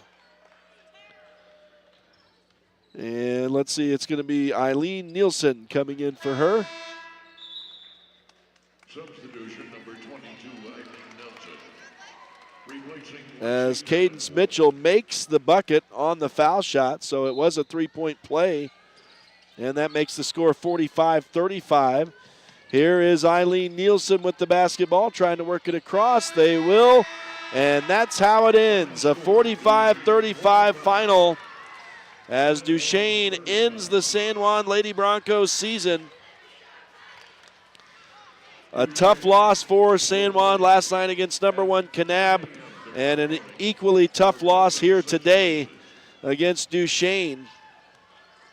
I'm going to real quick report the stats here as quickly as my iPad can bring them up, because I'd like to have an opportunity to talk with Coach Easton Nielsen. I don't know how much time we're going to have in between games here, because, yeah, the San Juan's game is supposed to tip here in 17 minutes.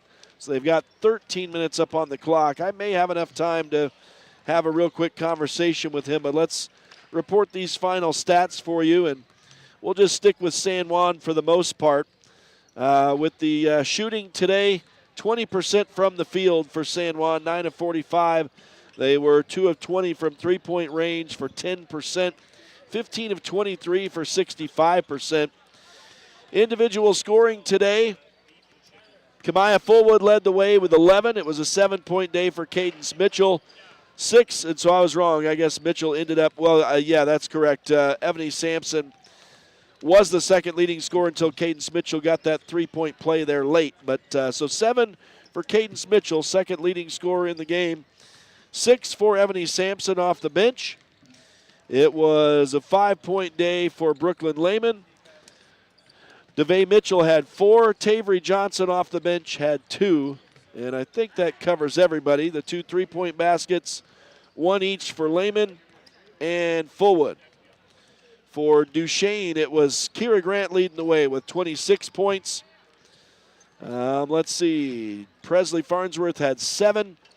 Lexi Davenport with 5. 4 for Jade Robinson.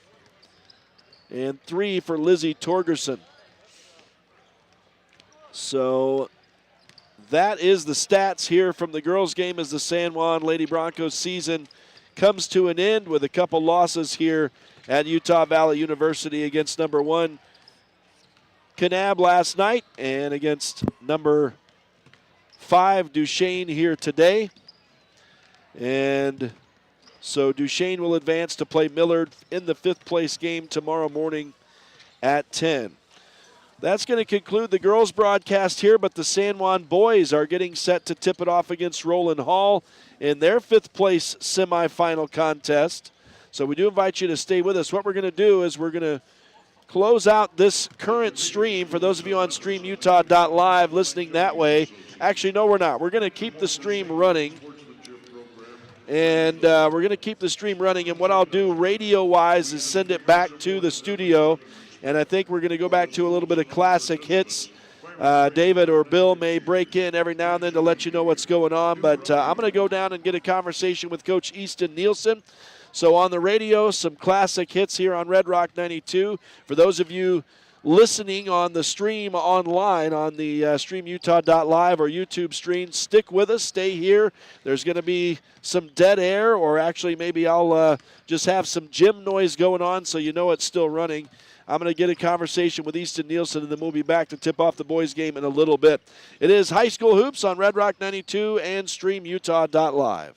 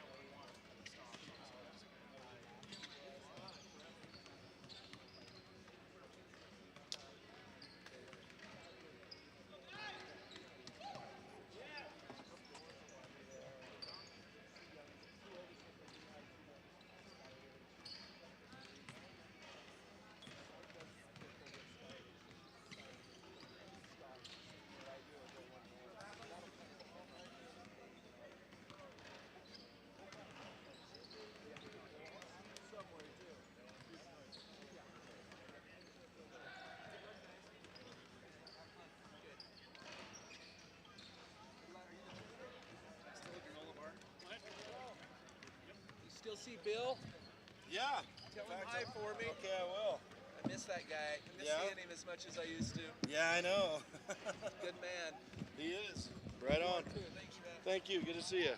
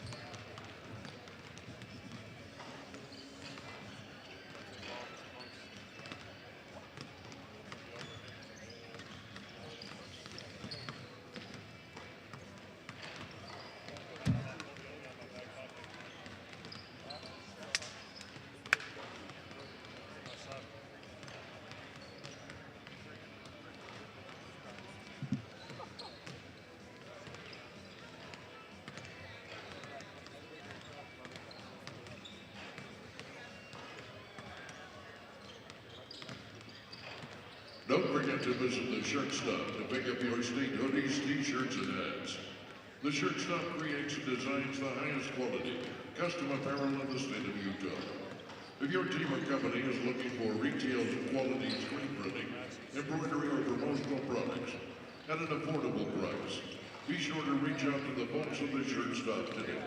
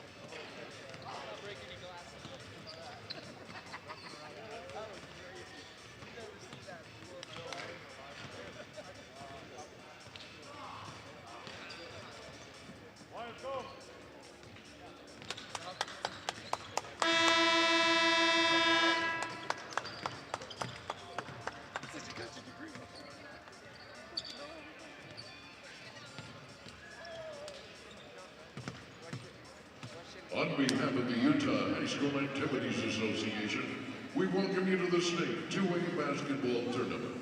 This consolation round game features the San Juan Broncos and the Roland Hall Wing Lions. And now let's meet the starting lineups. First for the designated visiting team, the San Juan Broncos.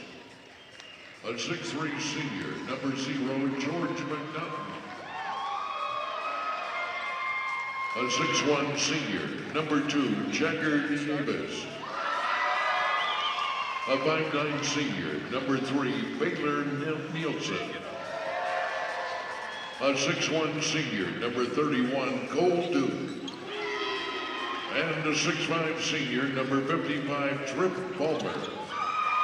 The head coach is Easton Nielsen. The principal is Ryan Nielsen. And now the starting lineup for the designated home team, the Roland Hall Wing Lions. A sophomore, number 1, Drew Miller. A junior, number 3, Charlie Von Mack. A junior, number 10, Ollie Wakefield. A junior, number 24, Jimmy Casciola. And a 6'2" senior, number 35, Landon Brady. The head coach is Zach Alpedrez. The principal is Stacia McFadden. The officials for today's game, The referee is Greg Graves, and the umpires are Lynn Hone and Rhett Ogden. And we do welcome you back to Utah Valley University. High School Hoops on Red Rock 92 and StreamUtah.Live. Rhett Sifford welcoming you in. Going to be a little bit of a disjointed start for me here with the boys. I did go down and talk with Coach Easton Nielsen, but unfortunately that interview did not get documented. I had no idea, I guess, because I was using my phone as a hotspot. It did not record it as Baylor Nielsen starts the scoring for San Juan. I've got to get the starters in for Roland Hall, though, so it's 3, 10, 35, 1, and it looks like 1 scores for Roland Hall. 24 looks like is in there, so 3 and 1. Let's see who I'm missing. I've got those guys all in. I don't have 10. Somehow it missed it. So I think we're good now. Now the ball is stolen, it looks like, by Roland Hall. I'll have to get that in just a moment. Might be missing some stats. And I didn't see, Miller, I guess. Drew Miller scores back-to-back threes. Makes it 6-2. Looks like they gave Baylor Nielsen the 2-point shot. And it was a turnover on San Juan, I believe, so I think I've got it straightened away now. So Drew Miller is the shooter, and it's interesting. His name is spelled J-R-U-E. Now a steal for Roland Hall, and they score again as Ollie Wakefield puts it up and in after the scoop and score there. So 8-2 now for Roland Hall. We are glad you've joined us. We'll try to set the stage. Obviously, the Miller player is one of the best scorers in the state. And so Coach Nielsen said obviously his team is going to have to work to shut him down and keep him out on the perimeter. And right now he's already got 6 points in this game as San Juan turns the ball over here. I didn't see if they traveled or what happened, but so the girls suffering a loss to Duchesne in the 5th place semifinals. San Juan boys trying to avoid the same fate here against Roland Hall. Couple of misses here. Offensive rebound for Roland Hall. Trip Palmer puts up, I believe, a 3. No good. Rebounded by Roland Hall. They'll work it into the paint. Ball knocked away by Jagger Neves out of bounds. So Roland Hall will keep it in the offensive end. So these two teams losing in the quarterfinals yesterday. Roland Hall to number 4 South Sevier. San Juan, of course, to number 1 Kanab. So here we are in the 5th place semifinals on the boys' side as Roland Hall gets it in. Landon Brady scores, the big 6'2 senior forward. And Roland Hall has stretched out an 8-point lead here, 10-2. Baylor Nielsen dumps it down low to Trip Palmer. On the baseline, he spins away from the defense, misses the 8-footer. And rebounded by the Winged Lions. San Juan wearing road blue today with the yellow numbers and white highlights, gold numbers and white highlights. Now we're going to get a block on Jagger Neves here as he went down. So the foul, first foul of the day goes against San Juan.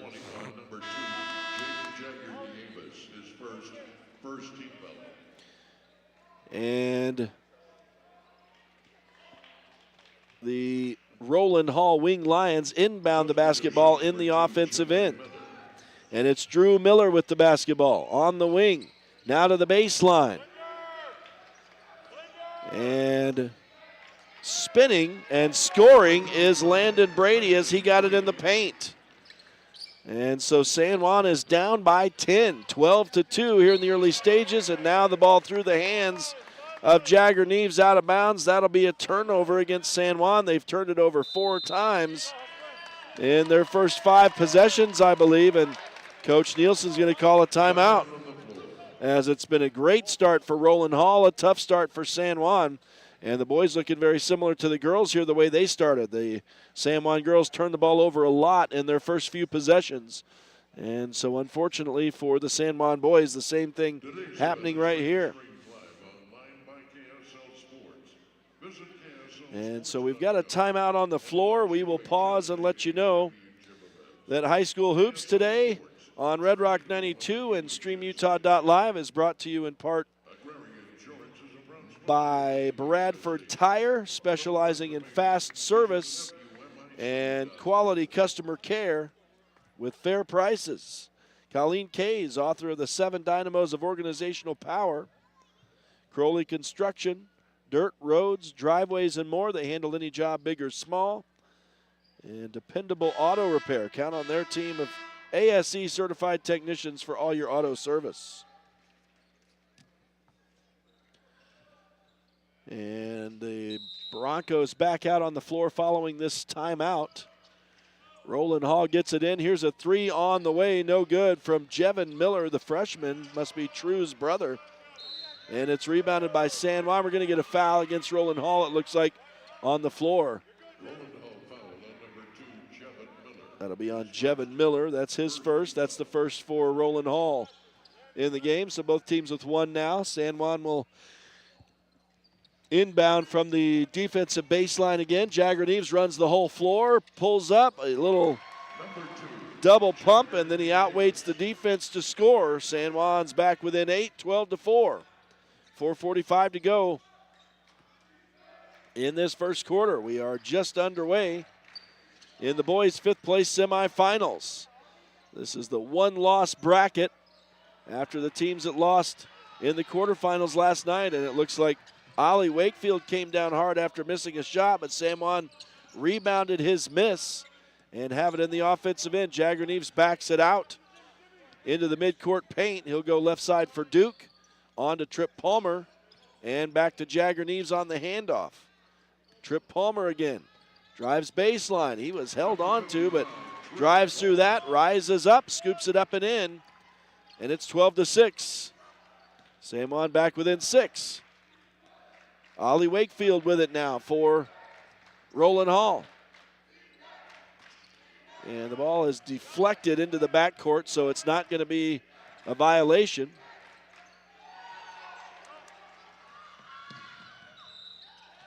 Over and back violation. Substitution for San Juan, number 12, Cash Palmer. And it looks like we've got the ball knocked out of bounds. San Juan actually stole the ball, so a turnover on Roland Hall. And the ball out of bounds in favor of San Juan here in the offensive end. And so the Broncos have the basketball. They inbound it. Trip Palmer a little shallow on his shot from the left. It won't go. Rebounded by the Winged Lions, and they'll run it up. It's Landon Brady trying to go through traffic. He put up a shot, but he traveled first, and so that'll turn it back over to San Juan. As the Broncos inbound and run it up in transition. Cole Duke on the left wing, now back to Jagger Neves. He'll reverse direction, dribble it back into the midcourt paint. Drew Miller on him defensively. Now Baylor Nielsen takes a pass right side, drives inside the arc, misses the jumper, rebounded by Roland Hall.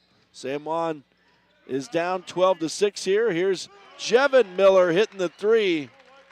So he and what I'm assuming is his brother both look good from long range. Obviously we know Drew Miller, but Cole Duke now pulling up, hits the 10-footer.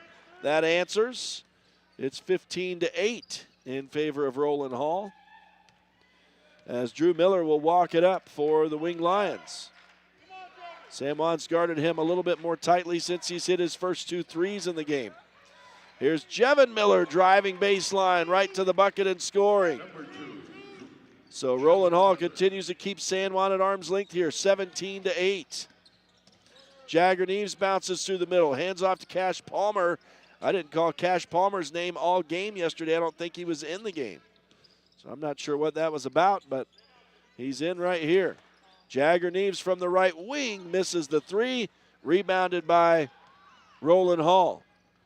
And the Winged Lions on the run in transition. Now Jevin Miller with it on the wing, setting it up. He's got this pink and black hair thing going on, and man, he hits the college, at least maybe NBA 3 here. Wow, as he steps back and drains it. San Juan quickly in transition, and Baylor Nielsen knocks down the 17-footer. Assist to 20-10. Roland Hall doubling up San Juan here. Still early on, though. 90 seconds to go in the first quarter. And now it's Will Potter, the freshman, with it. Lobs it up. Landon Brady gets it at the three-point line. Now Drew Miller puts up a three. He was slightly off balance. It won't go, but they got their own rebound and another opportunity. And now Drew Miller hits here. That's for two from 19 feet. 22-10 in favor of Roland Hall. Roland Hall came into the tournament the number 5 seed, San Juan number 9. The winner of this one will play either North Summit or American Leadership tomorrow for 5th place. There's Drew Miller with a shot too high off the glass. They got their own rebound, and Jevin Miller there to clean it up. So it's all Roland Hall right now as they are dominating the San Juan Broncos. 24-10 is the score. San Juan's going to call a timeout with 47 seconds to go in the first quarter. We'll take it as well and return to UVU High School Hoops on Red Rock 92 and StreamUtah.Live. Or by visiting writeuta.com. UTA, we bring you MBUHSA. Ready to own a home in Utah or Colorado? The Britt Barton team at Primary Residential Mortgage, with over 30 years experience, crafts personalized loans with top rates and expert support. Buying, refinancing, or building your dream home? We've got you covered. Sit with Britt and begin your home ownership adventure. Visit our local pros for all your mortgage lending needs. Primary Residential Mortgage Incorporated is an equal housing lender, MLS number 3094. Welcome back to the UCCU Center at Utah Valley University in Orem. It's the 5th place boys semifinals. San Juan Broncos find themselves down by 14 to Roland Hall here as we near the end of the first quarter. And out of this timeout, San Juan has the ball. Jagger Neves not able to score, got his own rebound, and then the ball knocked away from him out of bounds. So San Juan will reset with 14 on the shot clock. And Trip Palmer is fouled as he went up for kind of the alley-oop tap. This will be on Landon Brady, his first, Roland Hall's second in the quarter. And that will put Trip Palmer to the line, the first trip for either team here in this one.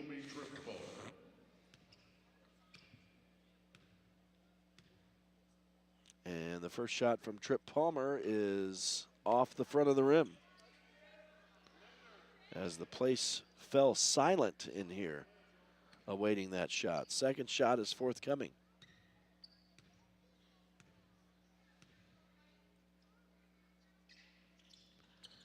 And that one goes through. So Tripp has 3. It's 24-11. Broncos got a long way to go. Nearing the end of the first quarter now. 15 seconds to go. Will Potter with it. Hands off to Jevin Miller. And on to Nick Potter. To Brady. And then to Jevin Miller. Miller drives right around a pick. It's going to come loose, and Brady retreats to get it last second. Here's a NBA 3 again for Drew Miller, and he misses this time at the buzzer. So the first quarter in the books, and it was largely Roland Hall. They're up on San Juan 24-11 in the 5th place semifinal match. We'll return to UVU for the start of the second quarter. It's High School Hoops on Red Rock 92 and StreamUtah.Live. Planning a weekend project? Red's Ace Hardware in Blanding has paint, tools, grills, and yard supplies from top brands like Craftsman and Weber. Visit us for great deals and expert advice. Pain or injury sidelining you? Precision Rehab restores you and your loved ones back to peak performance with physical therapy in Monticello, Blanding, Montezuma Creek, and Monument Valley. Covered by most insurances. Call 43567-83869 or visit precisionrehabutah.com.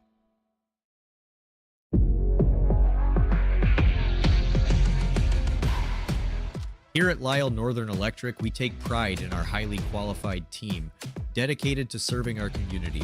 Whether you need commercial, residential, or solar electrical services, our certified experts are ready to meet your needs. We are proud to support our community, especially our youth and high school athletics. Lyle Northern Electric, serving our community since 1957. Welcome back to Utah Valley University in Orem. It's high school hoops on Red Rock 92 and StreamUtah.Live. Our live coverage of the 2A boys state basketball tournament now. Girls as well, but unfortunately for San Juan, the girls' season just came to a close with a loss against Duchesne in the 5th place semifinals. The boys in that same game right now against Roland Hall, and the Wing Lions are dominating this one so far, up 13 on San Juan. George McNaughton getting called for his first foul of the game here. As Landon Brady was going up for the shot, and he'll shoot 2 here. First shot on the way is good for the 6'2 senior. So make it a 14-point game again, 25-11.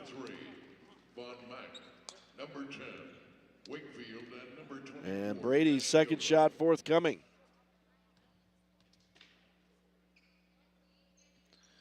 It's good as well. So the senior hits both. It's 26-11. San Juan in a sizable hole here about, well, we're just past midway through the first half. So fresh into the second quarter. Here are the Broncos trying to get the offense in full gear here. Trip Palmer will take the 3 and knocks it down. Oh, they're going to say 2. I thought it was a 3, but they say 2. Make it 26-13. After that bucket. And now Roland Hall in the offensive end with it. Pass out to the top of the key. Wakefield on the run around the San Juan D. He goes down hard. The ball knocked away from him out of bounds. No shot on the play, I guess. And I'm not sure what the San Juan student section over on the far side has given Wakefield the business, I guess. But Roland Hall inbounds and shoots. That's no good. Rebound to San Juan. And the Broncos in transition lose it out of bounds. Another turnover against San Juan. So that's their 5th of the game here in this first half. It remains 26-13, 6:48 to go in the first half now. So the Broncos are going to have to find their mojo here in this game. They've been dominated so far by Roland Hall. Ollie Wakefield hands off to Drew Miller at the top of the key. Miller trying to get around Cole Duke. Duke does a good job to keep him at bay. And now the ball knocked out of Landon Brady's hands, off Brady's knee and out of bounds. So that'll be a turnover back to San Juan. And the Broncos will work it in here. Jagger Neves right through the traffic, lobs it up off the glass, and it goes. So the Broncos back on the board for the first time in a while. That's their first points of the second quarter. And now Roland Hall has it in the offensive end. There's a spin to the baseline. Ollie Wakefield's shot was blocked there by San Juan. Rebounded by the Broncos as well. Trip Palmer has it. Thought about the 3 from the right wing. Sends it up top to Brig Palmer. Or excuse me, that's, yeah, it is Brig Palmer. I'm not sure why I got confused with the last name there. San Juan missing a shot. I think George McNaughton, and it's rebounded by Roland Hall. 26-15 in favor of the Wing Lions. 5.5 to go here in this first half.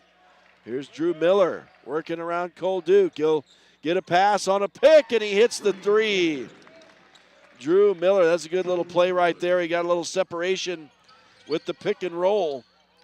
And Drew Miller hit the open 3.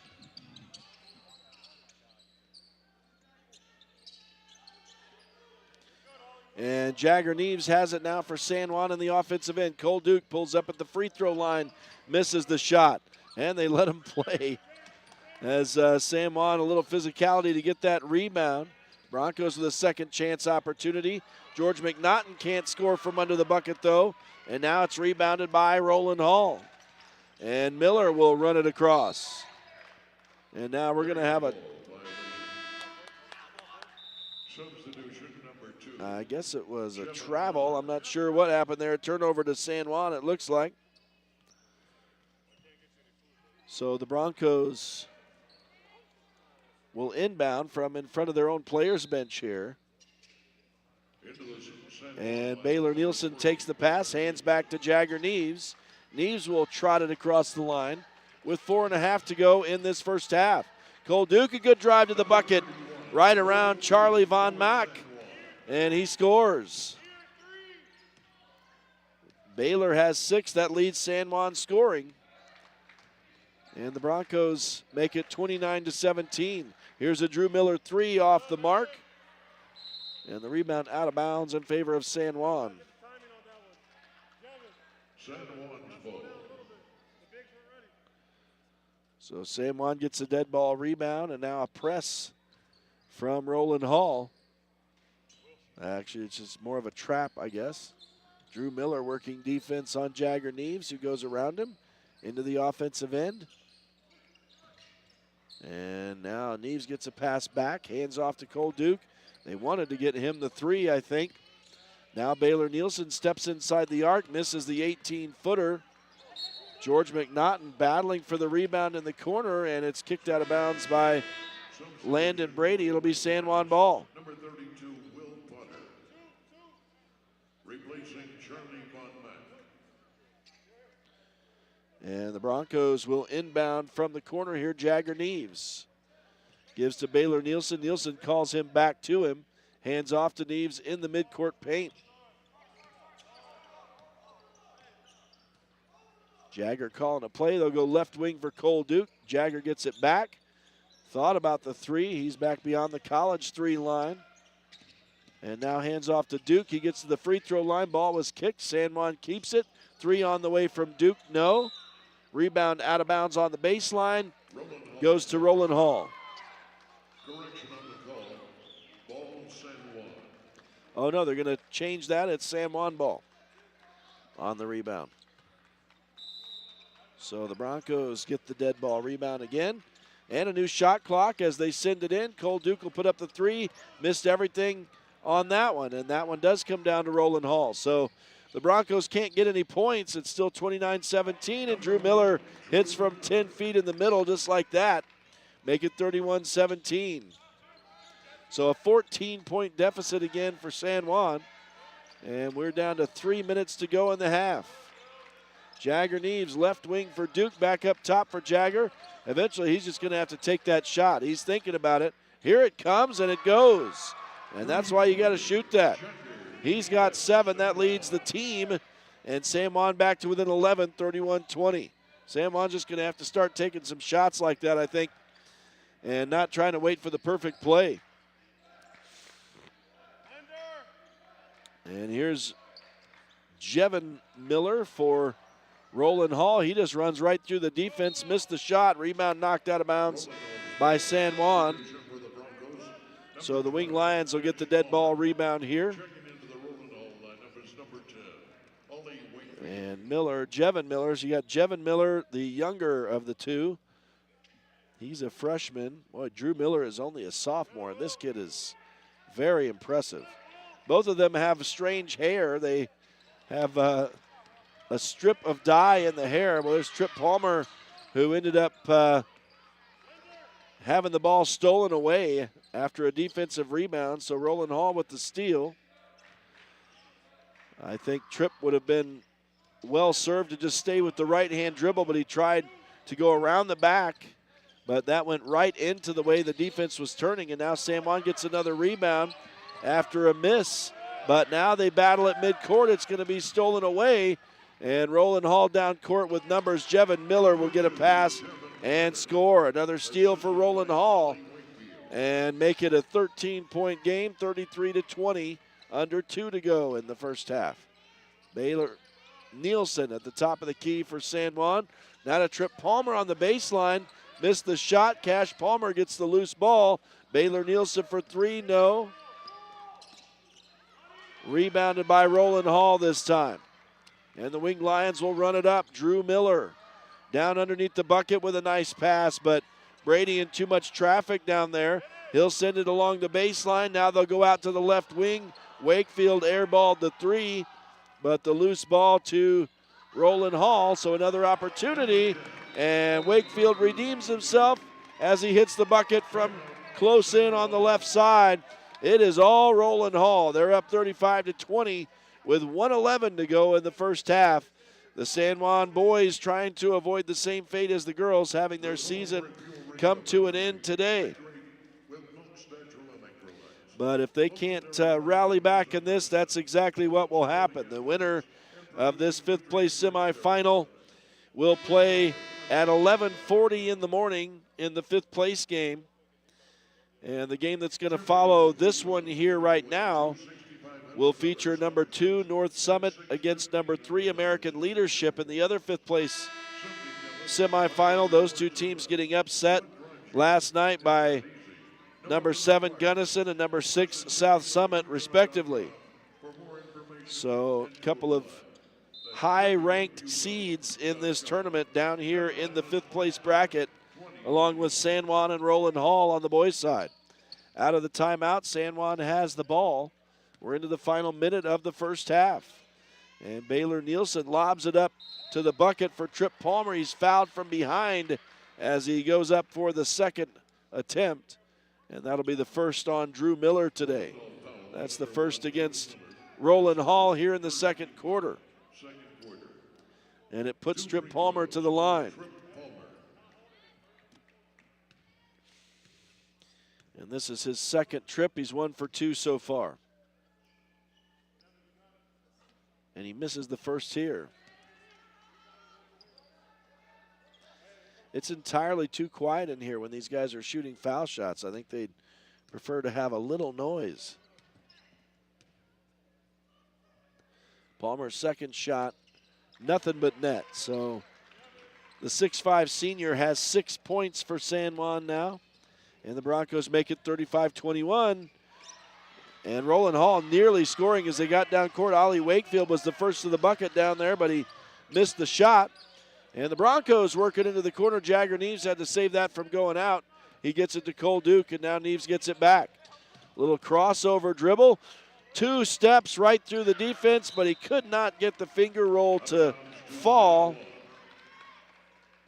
And the rebound went out of bounds. San Juan will keep possession.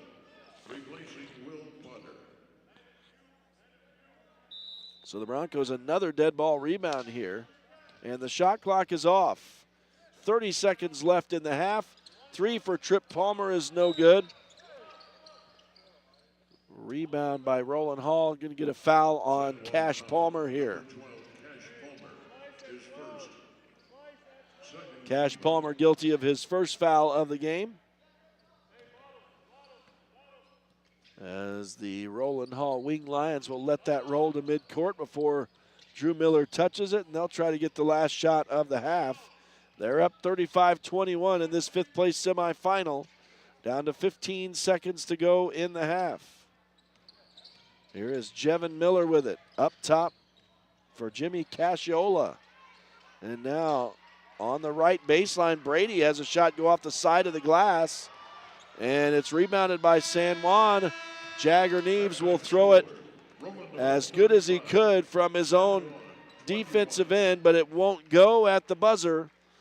And so 16 minutes in the books, and it's a 35-21 lead for the Roland Hall Wing Lions here in the 5th place semifinal. It is high school hoops on Red Rock 92 and StreamUtah.Live. Stay with us. We'll take a break and return with some halftime stats.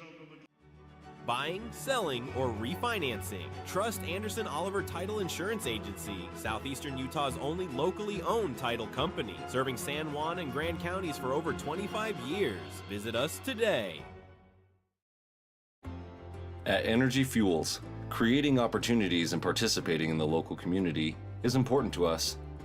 Thanks to our dedicated employees, we're safely producing critical materials that support cleaner energy sources and a better planet for future generations.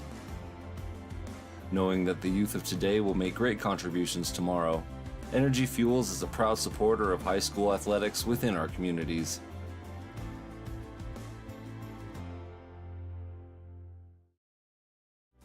Blue Mountain Foods, Monticello's hometown grocer, offers fresh meat, deli, bakery, and curbside pickup. Check BlueMountainFoods.com for weekly specials.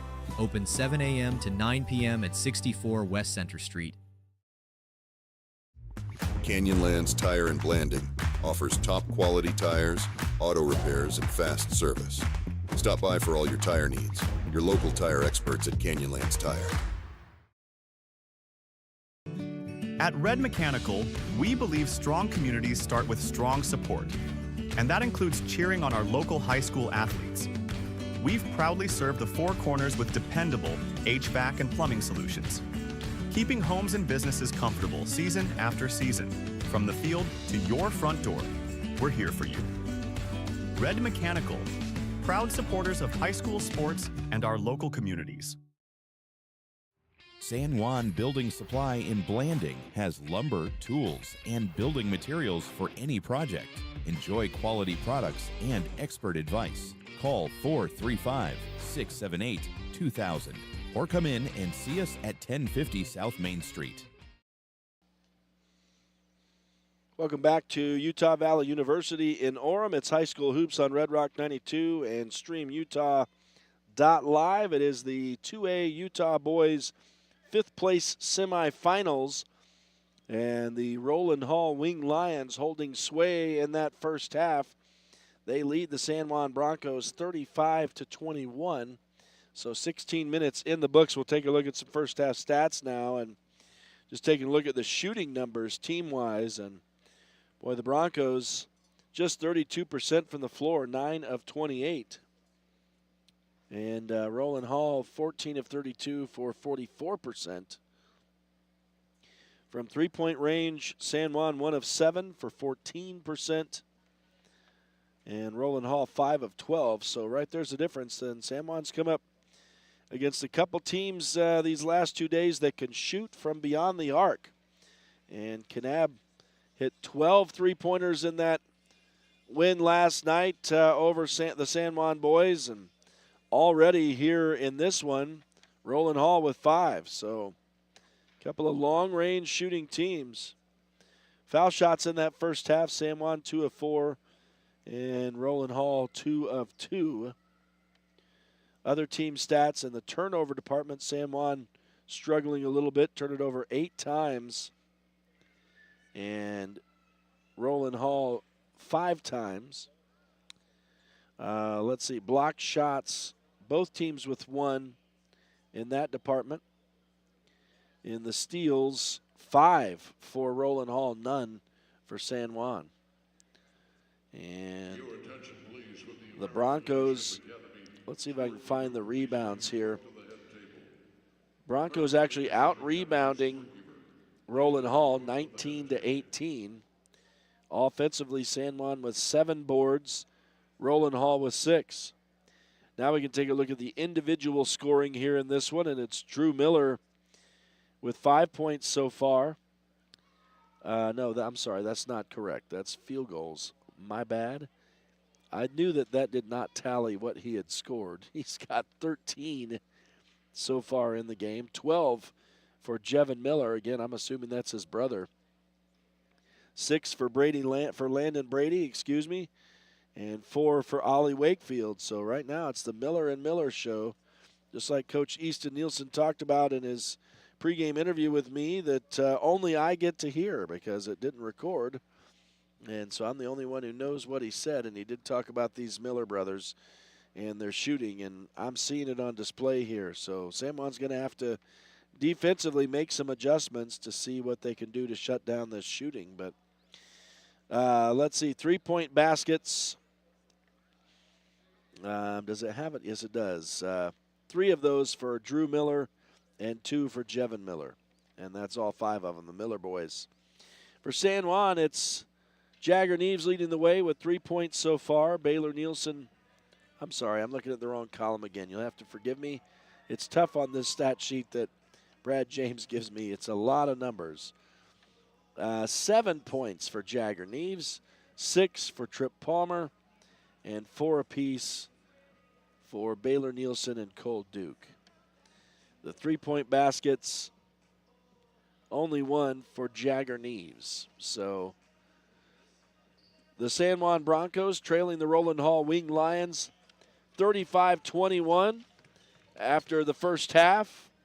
As the teams come back out on the floor to warm up, we'll take one more break, and we will return for the start of the second half as San Juan fighting for their lives, trying to avoid being eliminated here today. A loss would end their season.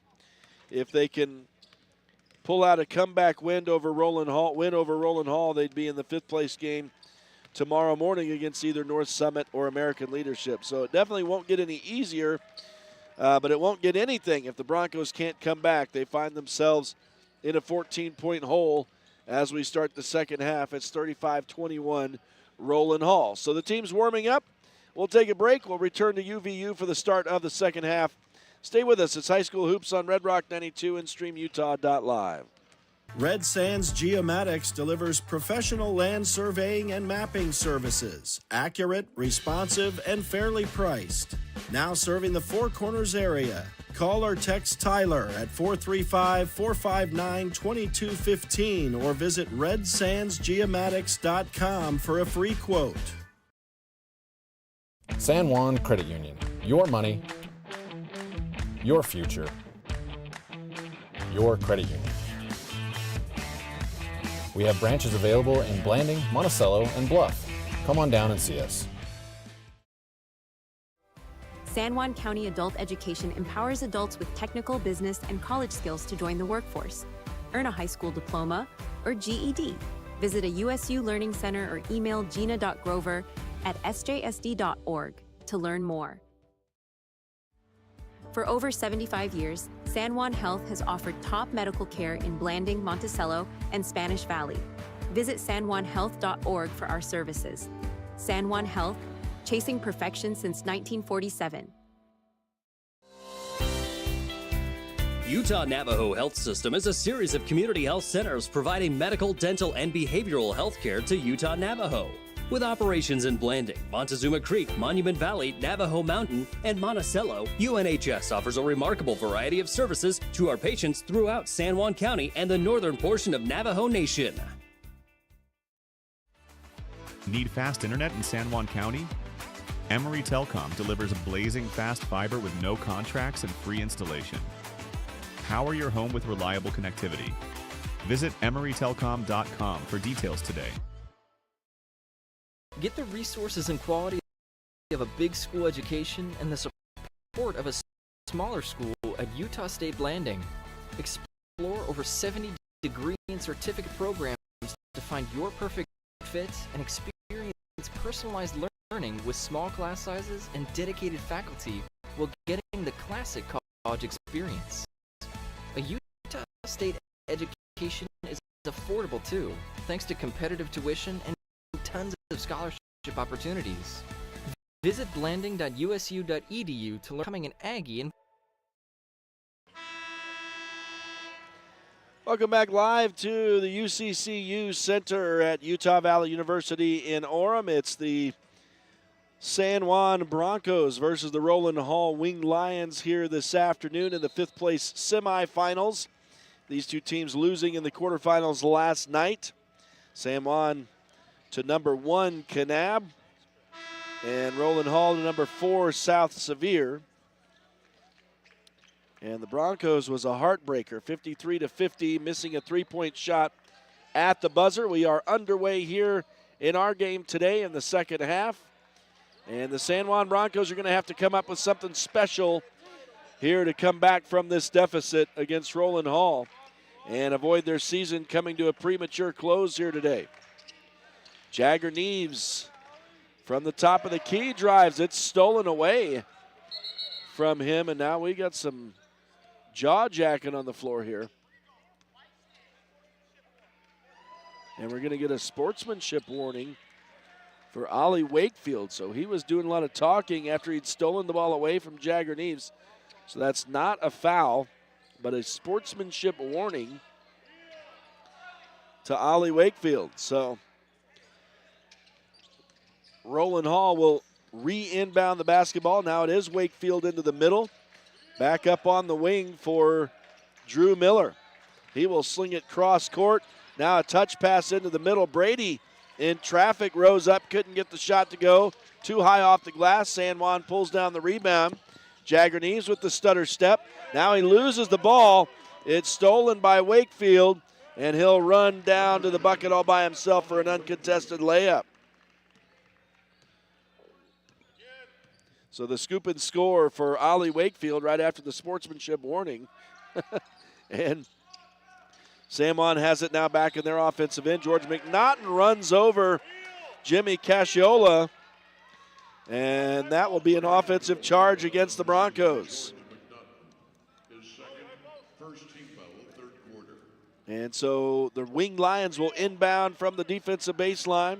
Drew Miller biding his time, getting it across the line here on Jagger Neves, and now he gets it to Brady, who will soccer pass that all the way down into the corner. Then they come cross court to Brady again. He'll pull up for three, and it rims in and out. And on the rebound whistle here, this will be a foul on Ollie Wakefield, his first of the day. So a defensive rebound for San Juan, and the Broncos can walk it up here. Jagger Neves across the line. Now he's in the midcourt paint. Baylor Nielsen gets a pass from him on to George McNaughton. Through the paint to the bucket. He missed the shot. Trip Palmer on the putback is fouled. And let's see, so McNaughton missing, an offensive rebound for San Juan. The foul will be the second on Landon Brady. San Juan down by 16, 37-21, 6:19 to go in the third quarter. So we're a minute 41 seconds into this second half. And Trip Palmer misses the first of his foul shots. And let's see, the Broncos struggling a little bit from the line here now. 2 of 5 in this one. And Palmer's second shot rolls around before it does drop. So he's got 7, and San Juan is 3 of 6. So I guess back to 50% now with that make. Ollie Wakefield with a drive through the middle, scooped it up but couldn't score. A little too hard off the glass, rebounded by San Juan. They run in transition but lose it out of bounds on the near side in front of their own bench. And so another turnover against San Juan. And Neves wondering why there wasn't a foul called there. But not going to have a listening audience with the refs out here on the floor. Roland Hall working it in the offensive end. A 3 on the way from Landon Brady, no. But the rebound to Drew Miller, and he scores the 17-footer. So an offensive rebound, second chance opportunity for Roland Hall, and they stretch the lead to 17, 39-22. There's a drive through traffic for Cole Duke. Can't score. Trip Palmer right there for the putback, though. And San Juan stays within 15, 39-24. But it's been a double-digit lead for Roland Hall pretty much since the start.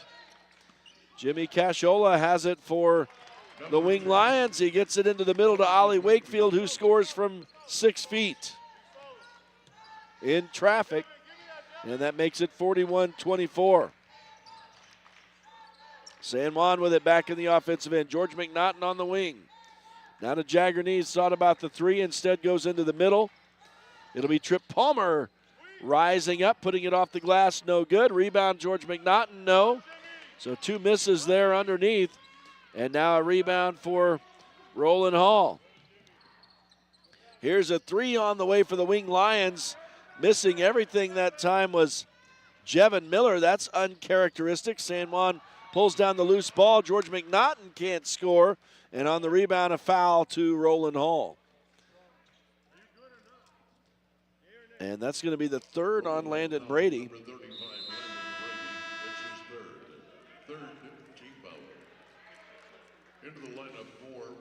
And I think he stayed out there, so I'm surprised about that with his 3rd foul. 41-24 is the score. Roland Hall ahead of San Juan.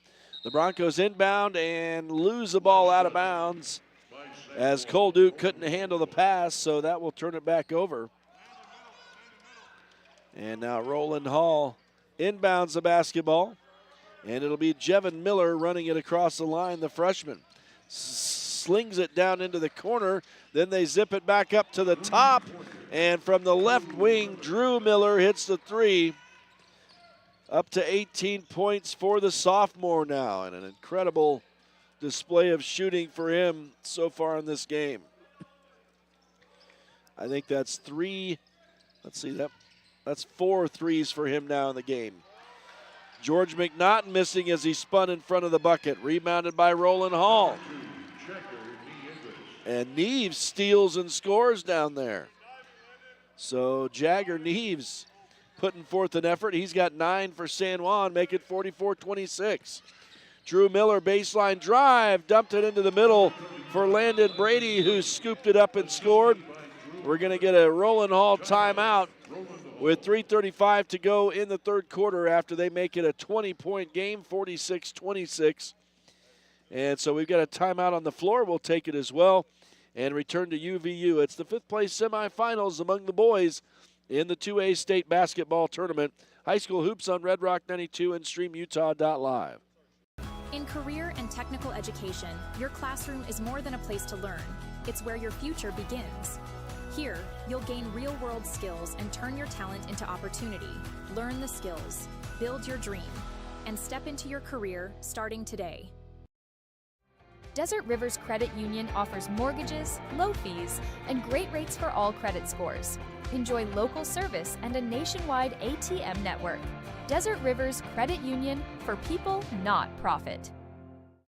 Since 2009, Blue Mountain Hospital has set the standard for rural health care, bringing excellence in healing, quality care, and inspired staff to San Juan County.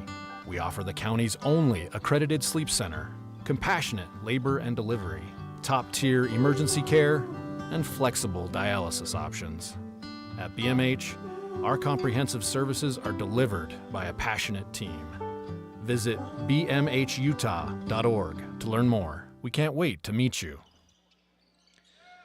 Welcome back to Utah Valley University. It's high school hoops on Red Rock 92 and StreamUtah.Live with the San Juan Broncos trailing Roland Hall by 20, 46-26.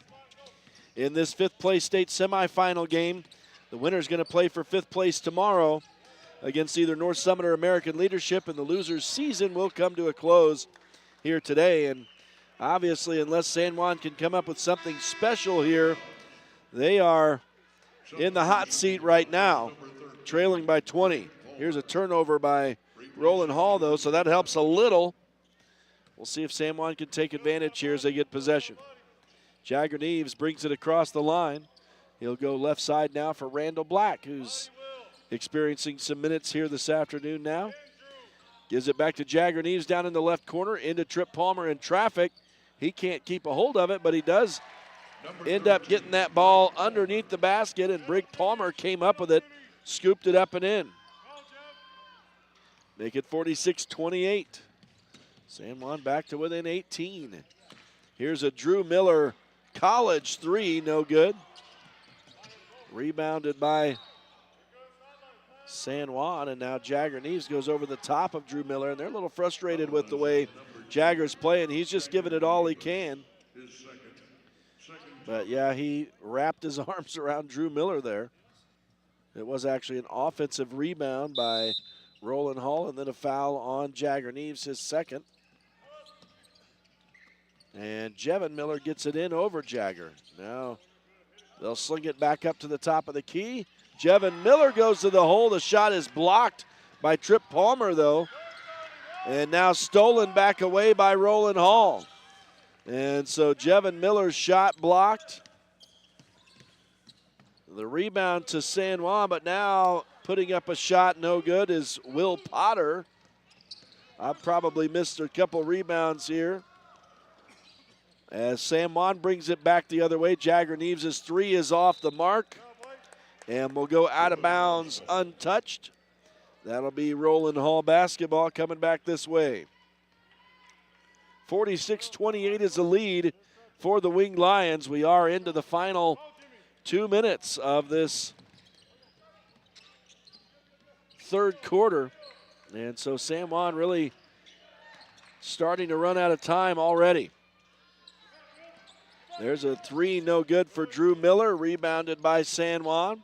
Jagger-Neves will run it across, sling it in ahead to Cole Duke. Now he tried to drive it in underneath the bucket, but it's knocked away and out of bounds.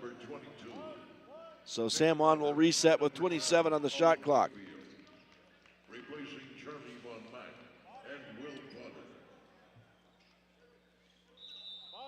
And we're going to see Jagger-Neves inbound it here. And he just lobs it up high to the top of the key. Trip Palmer retreats to get that ball. Hands off to Brig Palmer. Talk about brothers here. And Brig will put up a shot, no good. I think he was inside the arc, but it won't go anyway. Rebounded by Roland Hall. Here's a three on the way for Drew Miller. No, rebounded by San Juan. So the team's trading misses right now. Cole Duke hands off to Randall Black as San Juan sets it up. Now it's Trip Palmer spinning and hitting the 5-footer. And that makes it 46-30. San Juan within 16. But we're into the final minute of this third quarter. Here's Ollie Wakefield for Roland Hall. Goes through the paint. Misses the 9-footer, but he is fouled. He'll go to the line.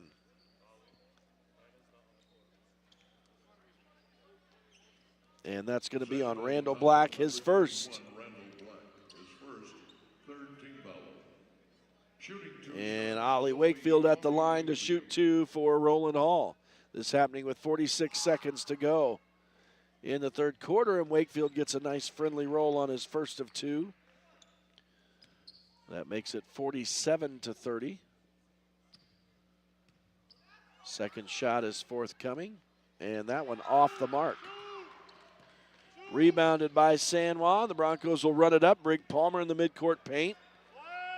10-second disparity between the shot clock and the game clock. 35 seconds to go in the third quarter. Trip Palmer from underneath the bucket. Can't get his first shot to go, but he does on the follow-up. And San Juan is within 15, 47-32. And shot clock is off now as Roland Hall has it. And a shot block again by Trip Palmer. Now they battle. And this ball is going to be slung out of bounds by, I think, Roland Hall here. Let's see. San Juan got a block right there as Nick Potter's shot was stuffed by Trip Palmer. And let's see. It was a it was an offensive rebound for Roland Hall, but now they turn it over as it goes out of bounds. And now a steal for Roland Hall. Running out of time, they throw it down floor. And the camera almost got demolished down here to the right of the basket at the buzzer. I didn't see who threw that, maybe Drew Miller, but at any rate, no rebound at the buzzer. It's a 47-32 lead for Roland Hall heading into the fourth quarter. So it comes down to this for San Juan, down 15. They've got to find something special here in the fourth quarter to extend the season. We'll take a break and return to UVU. It's High School Hoops on Red Rock 92 and StreamUtah.Live. San Juan Public Health in Blanding offers vital records, immunizations, WIC, and health education. Protect your family's health with our services. Visit 735 South 200 West or call 43558733838. Holiday Construction is your one-stop source for gravel, concrete, excavation services, and custom hauling. We've proudly served San Juan County with quality and dedication for over 40 years. Call Holiday Construction today at 435-678-2028. We're proud supporters of high school sports and our community. With a changing economy and advancing technology, it's time that marketing and selling of real estate in San Juan County catches up. Four Corners Homes and Property Management is changing the game. Every Four Corners Homes listing includes 3D mapping and virtual tours, professional photos, a digital and global 21st century footprint, and marketing exposure that makes it easy for buyers to find and identify what makes your listing unique.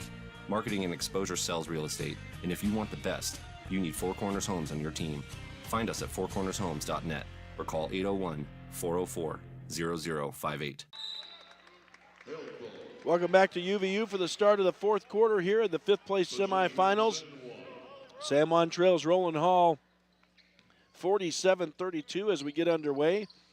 Landon Brady missing the first shot of the quarter, and a dead ball rebound, I believe, to San Juan as it went out of bounds. And so the Broncos with their first offensive possession. Brig Palmer in the paint, moving left, shooting right. It won't go. Rebounded by Roland Hall. They run the floor. Now Drew Miller pulls up and misses the 18-footer. This time rebounded by San Juan. And now a shot block as Randall Black was pulled down. Not sure how that's not a foul. He was yanked down. But the shot blocked by Roland Hall. Rebound out of bounds in favor of San Juan. So they'll reset.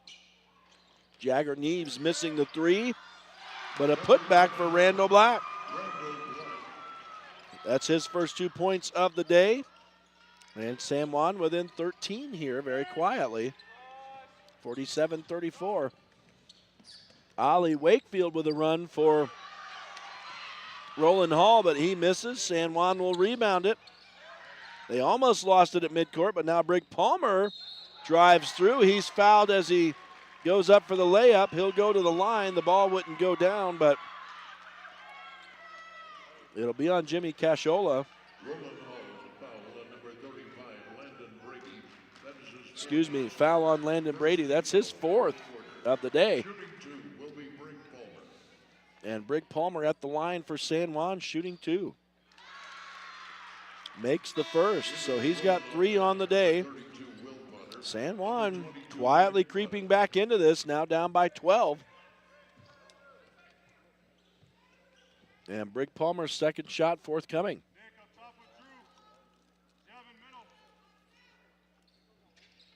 And the shot up, no good. Rebounded. Let's see, the ball out of bounds in favor of San Juan as Roland Hall could not cleanly get the rebound.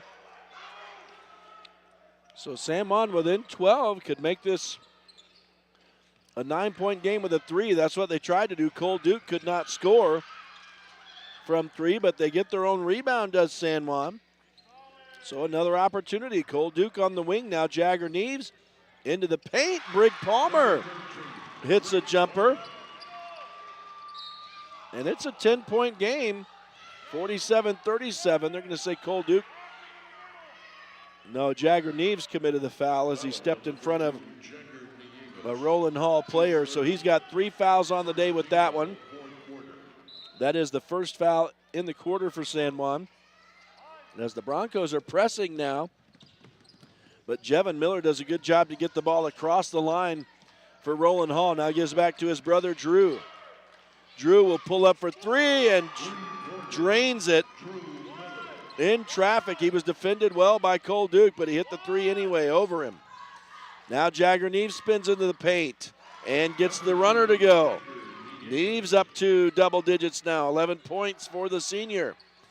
And San Juan is within 11 again, 50-39, 5:45 to go in the game. Here's a drive into the paint by Will Potter.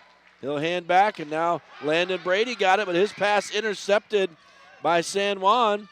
And the Broncos work it into the offensive end. Jagger Neves. There's an open Randall Black on the right wing. Instead, he dumps it down low. Trip Palmer's layup try won't go, and the rebound batted out wide. San Juan gets it. Now a shot on the way, misses everything for Trip Palmer. That was for 2, I think. That was a turnover for Roland Hall is what that should have been on the steal, I think. And let's see, I'm not sure. I think Trip Palmer missed a shot. Offensive rebound for San Juan. And Drew Miller hits a 3 with 5:04 to go to make it 53-39, back up to a 14-point lead. A couple of key three-point buckets by the Roland Hall sophomore here. He's got 24 on the night. And again, a 14-point lead. 5:04 left in this fifth place semifinal between San Juan and Roland Hall. We'll take a break as well during this timeout. It's High School Hoops on Red Rock 92 and StreamUtah.Live. Oh, yeah, I got it. How to nourish plant. How to rescue plant. How to... Where to buy new plant.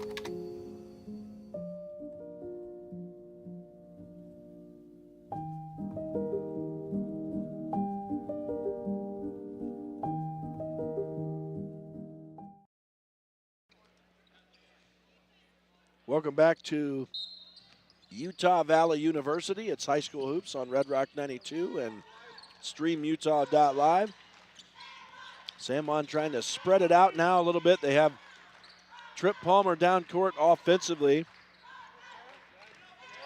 But Roland Hall just defending very well.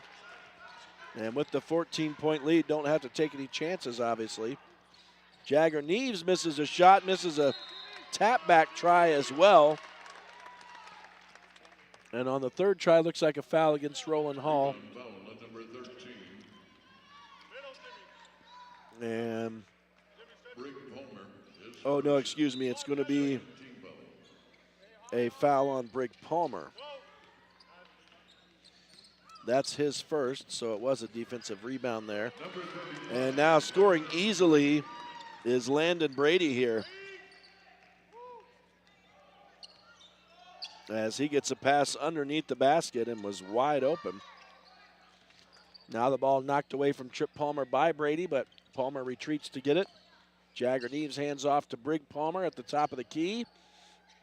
Up underneath the basket they go. Trip Palmer rises, outweights the D, and then goes up and scores, and so that makes it 55-41.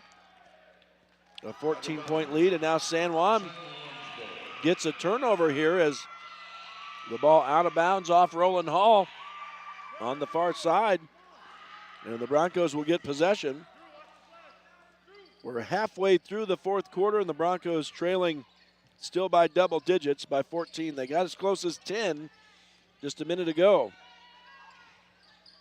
but haven't been able to get any closer.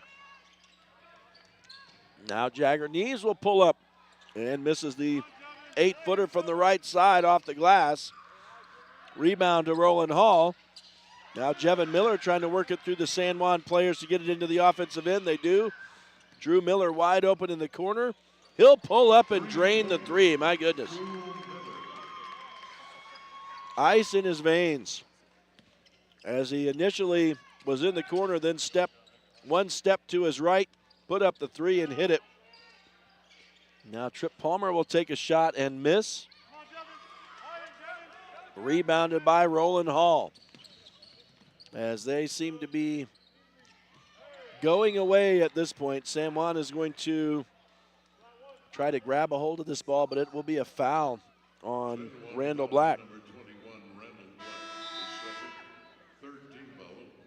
And so George McNaughton and Baylor Nielsen coming back into the game for San Juan, as Brig Palmer and Randall Black head off. Meanwhile, Roland Hall inbounds the ball. It's knocked out of the hands of Brady and now stolen by San Juan. Broncos running the other way, and Jevin Miller just stands there and takes that out of the hands of Cole Duke, but he was standing out of bounds on the baseline. That was hilarious. It was like he just took a handoff from Cole Duke. Now Trip Palmer misses the three as the Broncos get it in. And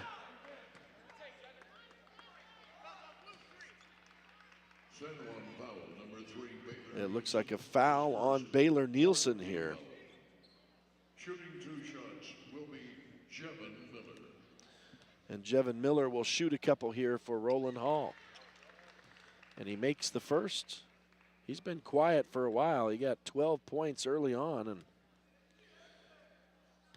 scores here from the foul line to make it 13. It's 59, now 60-41 as Miller makes both of those. Yeah, these Miller boys are pretty impressive, I'll say. And young, sophomore and freshman for these two.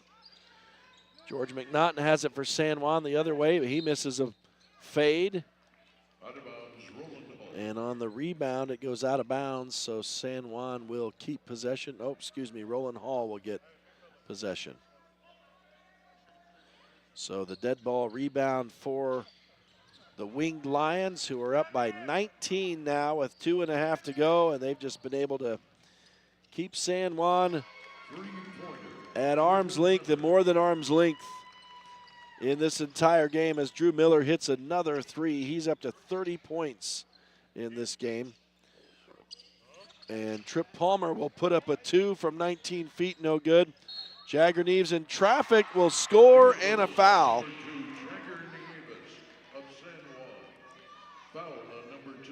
Neves scores and the foul goes to Ollie Wakefield, so an add one opportunity for San Juan, but down by 20 with 2:09 left in the game. Number 25, Kingston Okazaki, replacing Ollie Wakefield.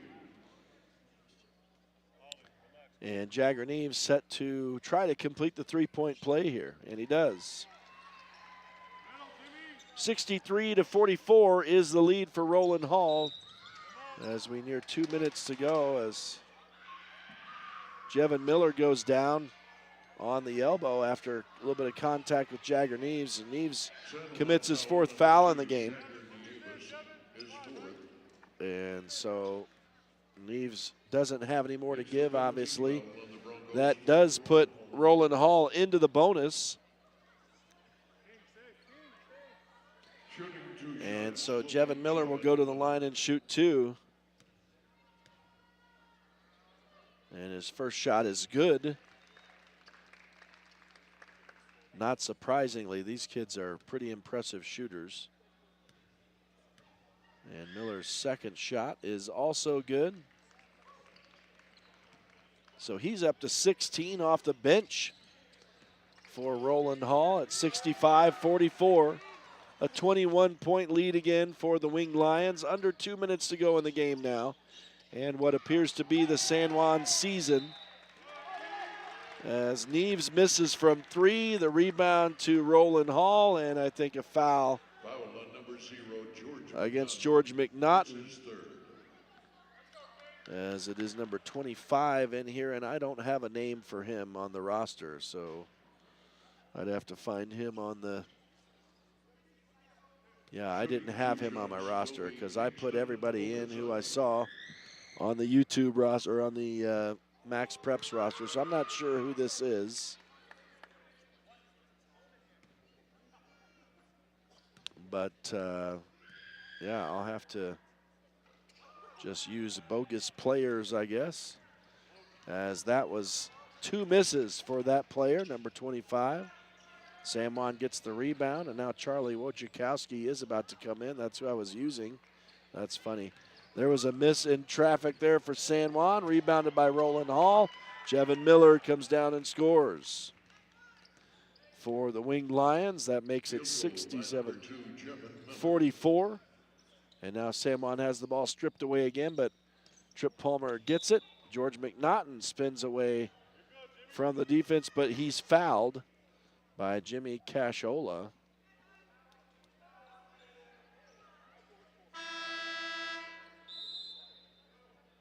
Roland Hall foul, number 24, Jimmy Casciola. Casciola is how they pronounce it here. And that's just a great name, I think. Jimmy Casciola. As Charlie Wojciechowski, another great name, does come into the game for Roland Hall. And Jagger Neves gets it into Trip Palmer. Now to Baylor Nielsen. Left wing 3, rims out. And rebound to Roland Hall. And the Winged Lions almost lost it at midcourt, but Drew Miller brings it in, slings it around the body of Cole Duke. Floating it up was Wojciechowski, missed it. And now San Juan coming the other way. Trip Palmer with the alley-oop tap. That won't go. But he does score on the putback. So an offensive rebound for San Juan. Make it 67-46. And now missing this way is Roland Hall, rebounded by San Juan. Broncos run down and Jagger Neves scores. 67-48. And now Neves will get another one and gets the fade to fall as well. 67-50. Final 20 seconds here of the San Juan season as they're going to fall to Roland Hall in the 5th place semis. The shot clock is off. The Broncos aren't going to go after it. And that will do it. Time is going to run down as the players stand around and look at each other. And that's it. It's a 67-50 final for Roland Hall in the San Juan 2024-25. No, it is 2026. My goodness. The 25-26 season comes to a close with a couple of tough losses here today in the 5th place semifinals. Always tough to bounce back from a loss your first day in the tournament. And so San Juan eliminated here, and the season brought to an end after the loss to Kanab last night, and then Roland Hall ends the season here today. So that will do it for San Juan. We'll take a break, and we will come back with some final game stats here. Stay with us. Live from Utah Valley University, it's High School Hoops on Red Rock 92 and StreamUtah.Live. Diamond Propane in Blanding, Utah is the only locally owned and operated propane dealer in San Juan County. Call Chas Jacobson today at 435-678-2010 to fill your tank. Diamond Propane is a proud sponsor of local high school sports. Ready to own a home across Utah or Colorado? The Britt Barton team at Primary Residential Mortgage, with over 30 years experience, delivers custom loans, great rates, and friendly advice. Sit with Britt and begin your journey today. Primary Residential Mortgage Incorporated is an equal housing lender, MLS number 3094. Pain or injury sidelining you? Precision Rehab restores you and your loved ones back to peak performance with physical therapy in Monticello, Blanding, Montezuma Creek, and Monument Valley. Covered by most insurances. Call 435-678-3869 or visit precisionrehabutah.com. Planning a weekend project? Red Zay's Hardware in Blanding has paint, tools, grills, and yard supplies from top brands like Craftsman and Weber. Visit us for great deals and expert advice.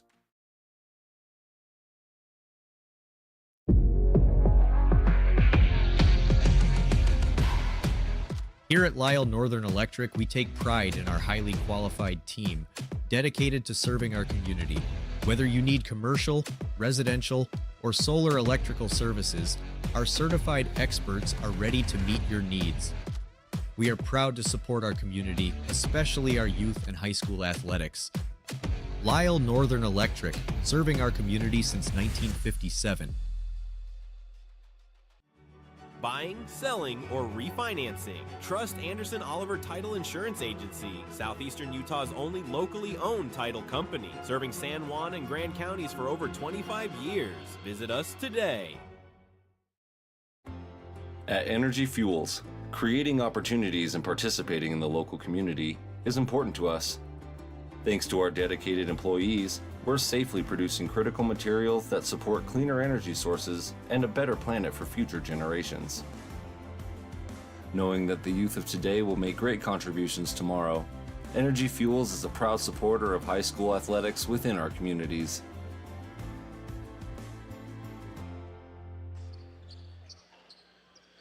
Welcome back to the UCCU Center here at Utah Valley University in Orem. It is High School Hoops on Red Rock 92 and StreamUtah.Live. Post-game show now after the tough loss for the San Juan Broncos against Roland Hall and the 67-50 final.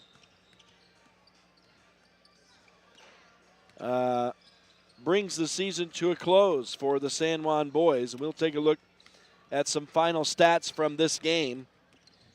And for those of you who read the San Juan record, we will have a full recap with the season stats and everything included there. Probably a little conversation with Coach Easton Nielsen. That will be not tomorrow's paper, but the following week. So I'm trying to figure out, tomorrow's the 25th.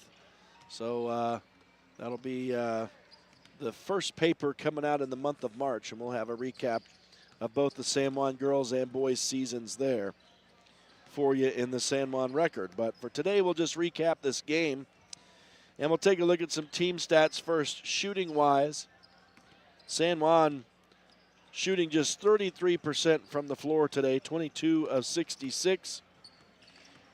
Roland Hall was 25 of 59 for 42%.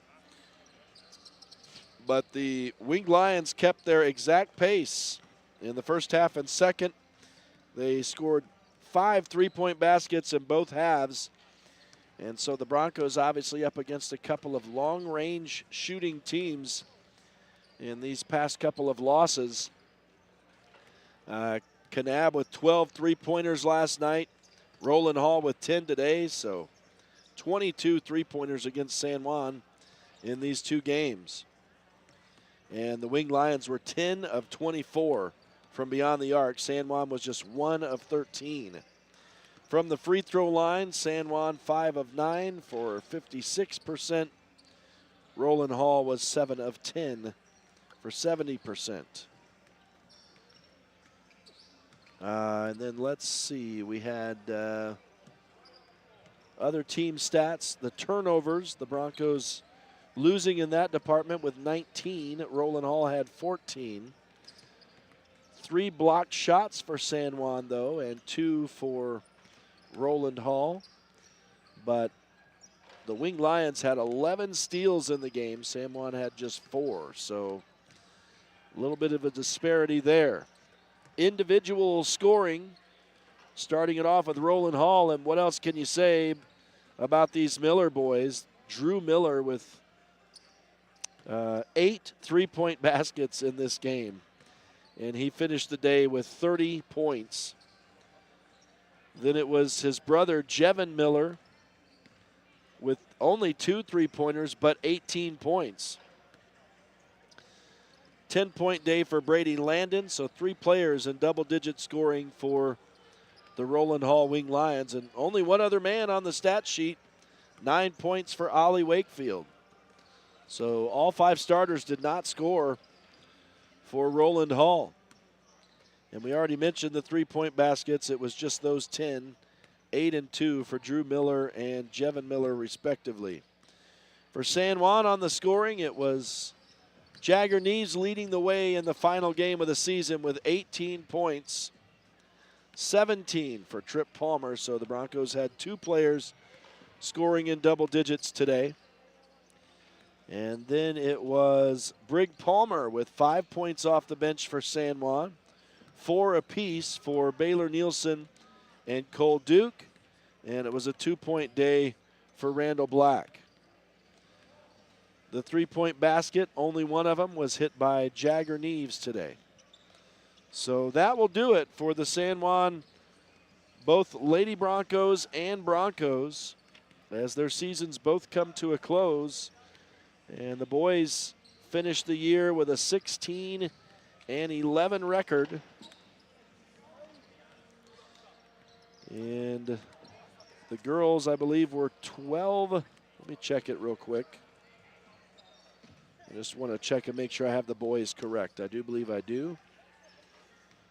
And the girls finished with indeed a 12-12 record, so they were 500 this season. So good seasons for both teams. We congratulate the coaches, the players, and everybody involved. It's real easy to go to games and watch them and have complaints and not think things are going the way you would do it, but you ought to try your hand at coaching sometime. And obviously, probably most of you listening are beyond the age of playing for a high school team anymore, but it's not as easy as it looks a lot. There's a lot of work that goes into it, and it takes a lot of time and a lot of dedication. And so some good seasons for the San Juan Broncos this year. It's unfortunate for the boys. They're going to lose a lot of seniors, obviously, from this team. For the girls, I am pretty sure they're going to keep a good portion of their players, so that's going to be that'll bode well for the San Juan girls going ahead. We'll detail that in the San Juan record in a week. But that will, as far as our San Juan broadcasts for this season go, be the close. As we don't do live broadcasts for baseball or softball, we will be covering those, of course, on the radio in the sports reports and then in the San Juan record. We'll do our best to cover those teams, and obviously track and field is going to get underway as well. I mean, I imagine the baseball season starts next week. There's not usually a whole lot of time in the 2A boys sports in between sports when you get to the final rounds of the state tournament like this week. So I'll have to check the schedule, but I'm sure baseball is nigh unto beginning. And so be sure to stay tuned, and we'll update you on the sports report and in the San Juan record on schedules and what exactly is coming up for San Juan sports. But that'll do it for our San Juan broadcasts this season. There is one 1A team still in action as far as San Juan County is concerned. We have two of our local teams in the 1A tournament still alive, and they will be beginning the quarterfinals in the 1A ranks on Thursday up at Salt Lake Community College. So on the boys' side, our only local team still alive is Green River. They're the 7 seed taking on number 2 Wayne, and that game at 1 p.m. at Slick on Thursday. Then at 4 p.m., the only girls team that's still active from southeastern Utah is number 6 Whitehorse, and they're going to be facing number 3 Tabiona. So I'm fairly certain we're definitely going to have that game on the air. I'm not 100% certain on the Green River game, but be sure and stay tuned, and we'll update you on that. But two of our local teams still in action to close out the basketball season in the 1A playoffs. That's the Green River boys and the Whitehorse girls. So we wish them well, and again, that's going to close out our week, and then the basketball season will be done and gone, whether or not you can believe that. And with it, the winter sports season. So we'll be setting up for spring sports here in the coming days. So be sure and stay tuned, and we'll update you on that. But both San Juan teams' seasons come to a close today, and so that will conclude our San Juan live broadcasts for this 2025-2026 high school sports season. I want to say thanks to everybody involved this year, and I hope I don't forget anybody, but of course all the sponsors who make the broadcast possible. Thanks to Caleb Carr, Cortland Lyman, Lane Palmer, doing all the work on StreamUtah.Live over the football and basketball seasons. And for those of you who joined us yesterday for my broadcast with the boys, you heard how important the roles that they play are, for sure, on the StreamUtah.Live side. Thanks to Bill Boyle and David Boyle helping me back in the studio, especially yesterday, but at times throughout the year as well, making all these broadcasts work. And we will thank all the sponsors one final time by name during the close. That'll do it for the basketball season for San Juan. Again, we'll have some 1A state tournament action for you to close out this week, Thursday through Saturday. And so Rhett Sifford bidding you farewell from Utah Valley University. Have a great rest of your Tuesday afternoon and evening, high school sports fans.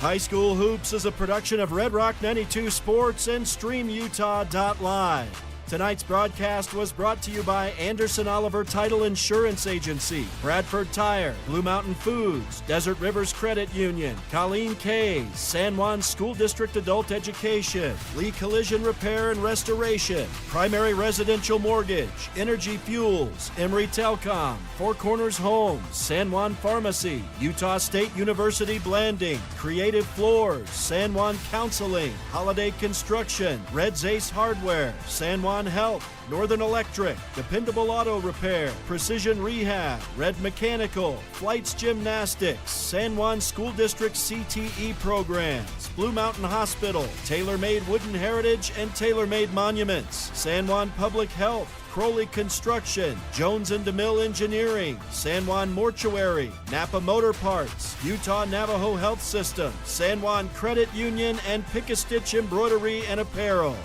We're the home of live high school sports coverage in southeastern Utah, Classic Hits Radio, Red Rock 92, and StreamUtah.Live.